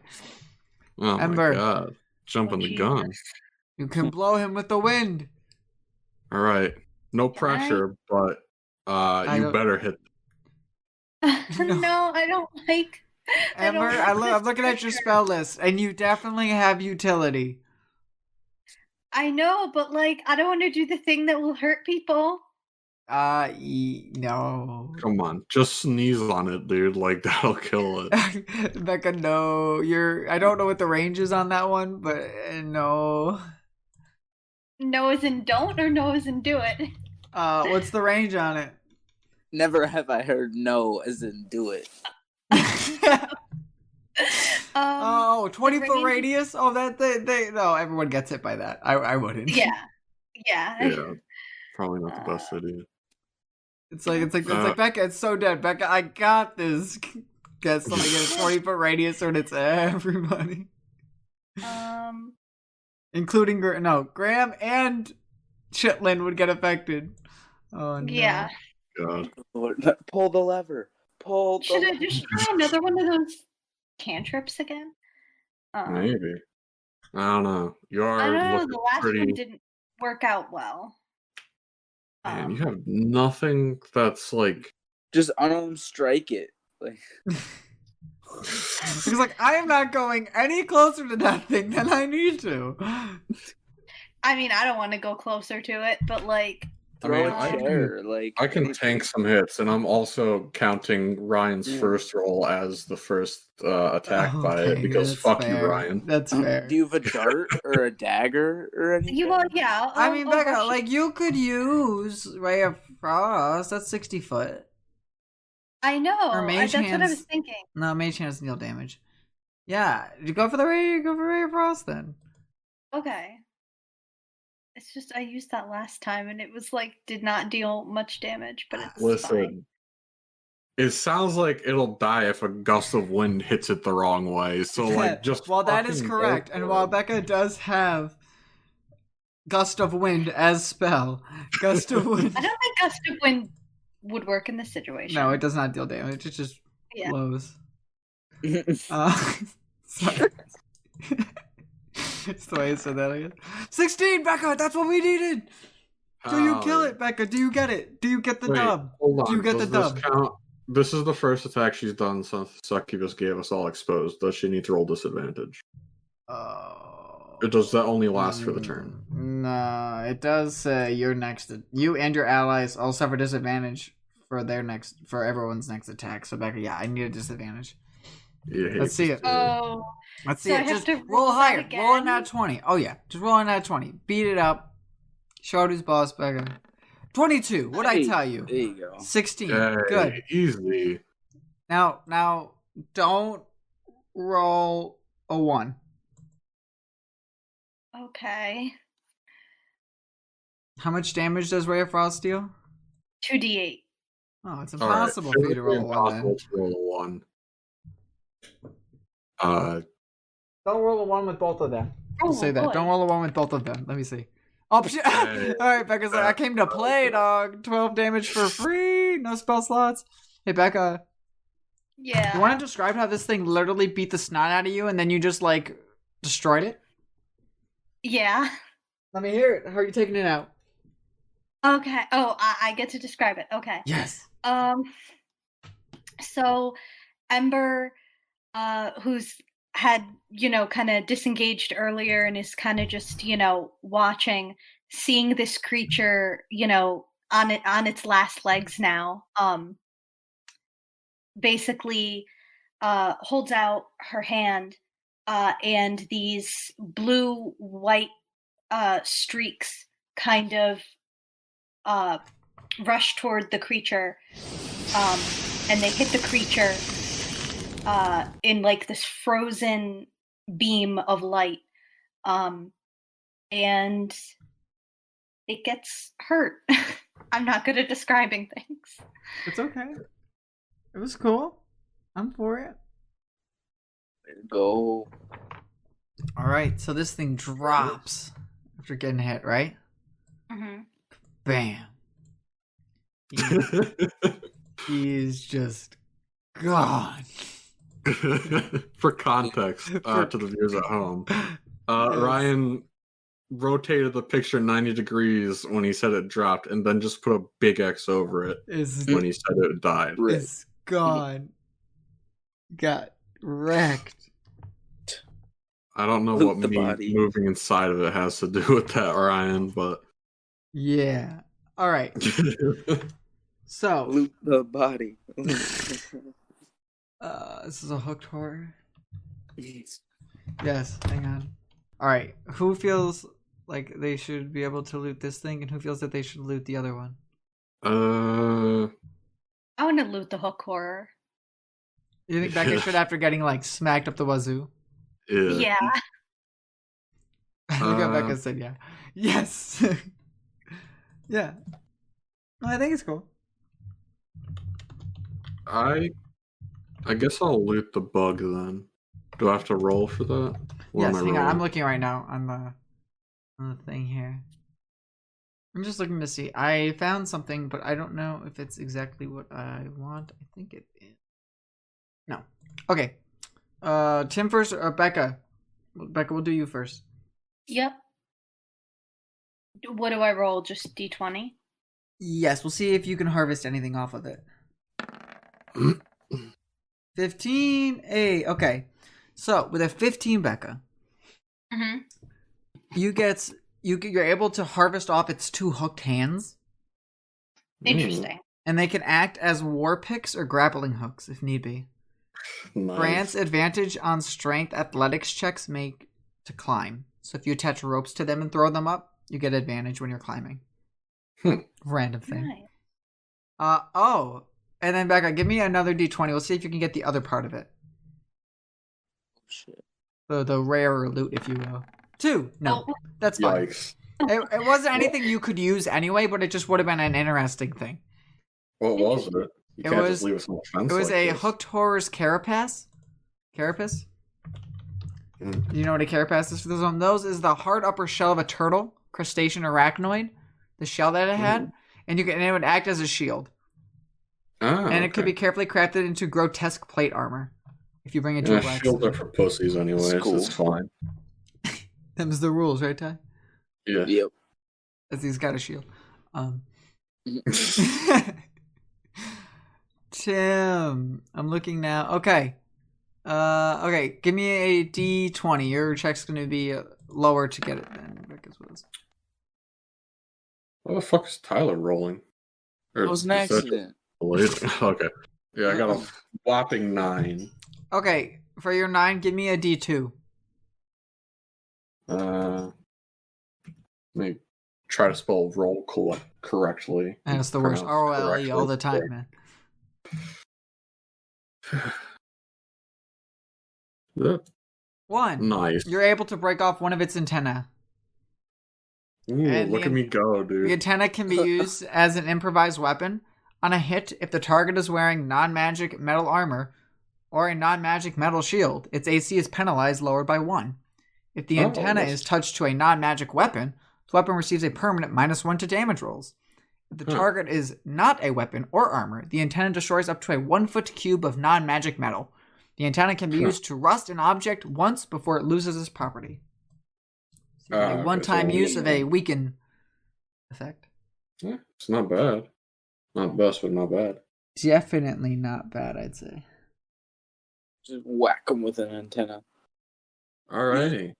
You just rip the car radio antenna off and just gonna Hell beat yeah. people with it. It's exactly what I was thinking of when he said antenna. Alrighty, so we've killed all the monsters in here. We've gained an ally in the succubus, I assume, for now at least. Yes, indeed. She looks at everybody and goes, "Well, that was an amazing fight, everybody. Good job. Especially you." And she goes over to Ember. She goes, "I know you certainly took a wallop just like I did." So Ember kind of gets a little uncomfortable around the succubus and just kind of looks away and doesn't really say anything, and it's kind of awkward. Oh shit, because like a fucking demon killed their dad or whatever. So now Yep. she's racist. Oh, That's fucking good character. I forgot. Good job, Goddamn. Becca. I forgot. It's okay. It's okay. That's fucking good. All right. She goes, "Well, but anyway, thank you all again. Mind if I ask, fellow lizard man, what is going on? Why are we all here? What happened?" That little lizard man. Why does everybody call me a lizard man? Well, you look like a big old kimono dragon, if you will. That's rude. Unless you got wings. Yeah. All Show right. me yours, I'll show you mine. Bro, I got them right here. What do you mean? No. We'll go for a lizard's life. He's just, he's a, what's it, you're a dragonborn, but you got the Komodo dragon, not the other end. Sure. I just haven't grown my wings yet. Leave me alone. What do you want? What do you want? Oh, I'd like a kiss. The minute's up, right? Like, he doesn't have to obey that.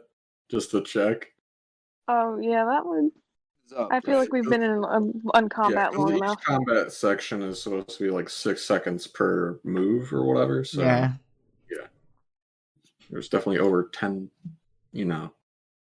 turns of people doing things or whatever. I will say, Tyler, or Pazaros, you did roll well to not be charmed by her originally.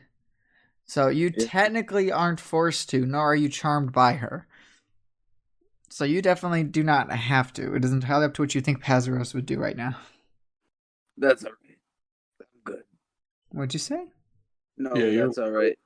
Oh, is my mic acting up? It was for a minute. It seems better now, though. Oh, okay. Pezros is going to refuse. Say, no, I do not want any of that right now. Not in front of the party and all. And she goes, well, suit yourself then. And she turns to proceed to start to walk away. So, She goes, so, can anybody actually tell me where we are right now or what's happening? Because so far I've just heard I've woken up in a room and we've fought a bunch of monsters to save a child that I really could care less about. Well, right now we're in Tasha's wagon or something along those lines. And the 4 of us are a band of adventurers hired by the king to figure out why this town wasn't paying their taxes. And it turns out it's because everyone disappeared. We're thinking that this is due to Tasha, so we're out to go find her and see what happened. She laughs and goes, well, that's I guess your earthly kings for you now, isn't it? Mm-hmm. Well, the kings from where I'm from would actually go in and help do the dirty work themselves, but nonetheless. Ember looks a little triggered by that. Oh yes, there's something bothering you, girlie. Don't worry, you'll mature in time, I'm sure. She turns around and continues to walk through the curtains. Mature? What does that mean? She just laughs as she walks through the curtains and heads into the bedroom. So you guys are still in this, habitat area. Yeah. Hey, demon, when we find Tasha, it's probably going to end in bloodshed. You want to come along with us, maybe take some revenge for being trapped here? Why is she big? Okay, never mind. Accident, dog. Leave me alone. For a split second, I just played. got gigantified into a 2x2. So are you guys coming out of the area, or what's that? Yeah. Okay. We should file out. So, Ryan, how does she respond to my proposition of her tagging along with us to go beat the shit out of Tasha? 13. He goes, well, quite in all honesty, I'd just like to return back to where I was, if I'm being honest, and let my fellow demons come in and deal with this later, but you do strike a bargain. What about these two? And she points at at Graham and Tabitha. We're just trying to get them out of here. Gotta do our jobs after all. She laughs and goes, oh yeah, what were you saying? Sorry. No, if you were saying something, go ahead. Sophia, you mentioned wanting to go back to where you came from, yes? Yes, that's true. I have an odd question. But Shoot. does where you lived look like any of the models on this table here? Ah, that's a good question. Kind of odd bedroom. I wouldn't really pick the sheets myself, but yes, let me take a look at these models quick. Oh yes, there's Avernus right there. Those that don't know, that means she's taken everyone. Avernus is like demon hell, by the way. Okay.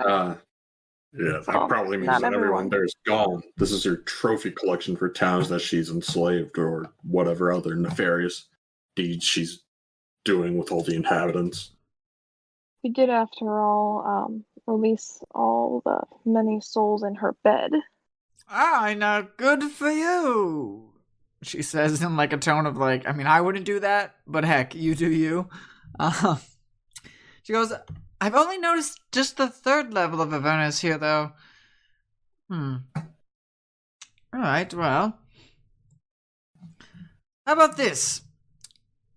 Since I could care less about being here and all this stuff, yes, I was enslaved, I'd much rather just go home to my king and continue being a general in his army.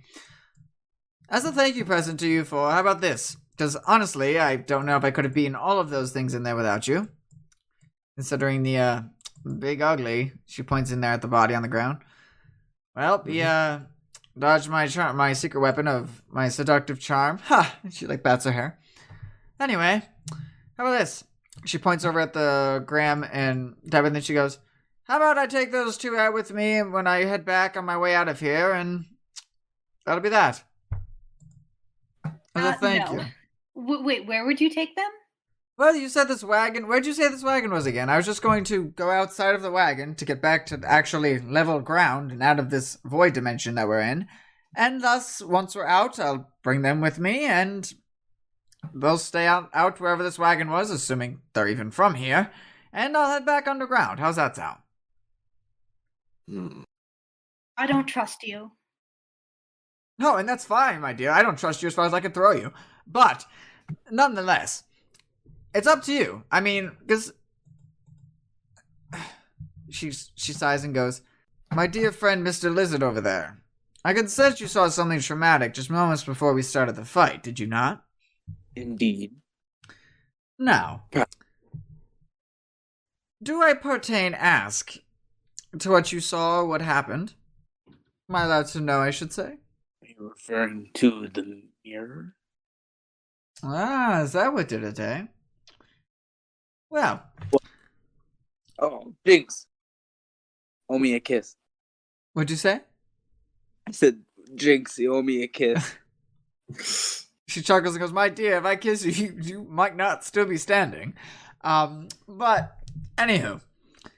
You referred to this as Tasha's wagon from her performance. Is that what this is called? Is that where we are? Indeed. I believe so. Alright. What else has happened here? In this wagon? She does in air quotes. Soul harvesting magic. Stupid mirrors. Yes, Not the lots one of over mirrors. there. Do we remember that we had a memory replaced, or no? Oh, yeah. We wouldn't. No, you remember Okay, him. so He we didn't do. erase that he did it, or it did it, I should say. He didn't release it. He did okay. it. Memory replacement. Just a whole lot of fuckery in general. And do you want to expose this child and this older woman to more of this fuckery? Or am I free to She go? makes a good point. She kind of sounds like she's saying, guys, I could care less about getting revenge. I just want to go. And hell, you guys saved me. I'm just trying to be nice and say I can take these people or I can leave them. Either way, I'm outie. Zero's trust. Fine. Take them with you. Make sure they get back to the surface safely. She smiles and goes, and is that okay with you in the back? Looking at Ember. Ember just glares at her and looks away and doesn't respond. My dear, rather if you've had a run-in with some demon in the past or something, I can surely assure you we're not all like that if something severe happened. Well, yes, some of us are pretty cynical. I would just say some of us have different levels of insanity, if you will. Anyway, come on, girlies, we're out. Let's go. They're giving the all clear. Alright, if you think it's safe. Tabitha goes running over the group. Thank you all for helping us. Yeah, Gentry should be waiting outside. He told us to look for you. Oh, did he? Oh, that's great. Well, hopefully Cynthia can help take us out and we'll be set to go. I don't really have anything to give you now, but while you all were in there, I did want to say, coming from the portal in the other room there, that doorway of that goblin face Grandma's telling me all about, the adventure y'all were on, I think I heard amongst all the talking my father. So, if you could hopefully try to get him back too, that'd be great. Thank you. Sorry, which doorway is she talking about? The one that leads forward or the one that leads That continues on. backward? Okay, I just wanted to double check, make sure. Yeah, we'll try And our best. And have you heard any word of your mother? She looks down. I honestly can say I haven't. I've just was brought here, and since I've been free, I could just hear my father's voice intermingled with those eating next door. Eating? Yes, they sound quite happy to be eating. Oh, I suppose we'll see when we look next. Well, when we head that way. Because yes, I wish you the best of luck. I would go, but I didn't know if it'd let me come back. So, me and Graham were just waiting here. Because she said she didn't know, which was fair.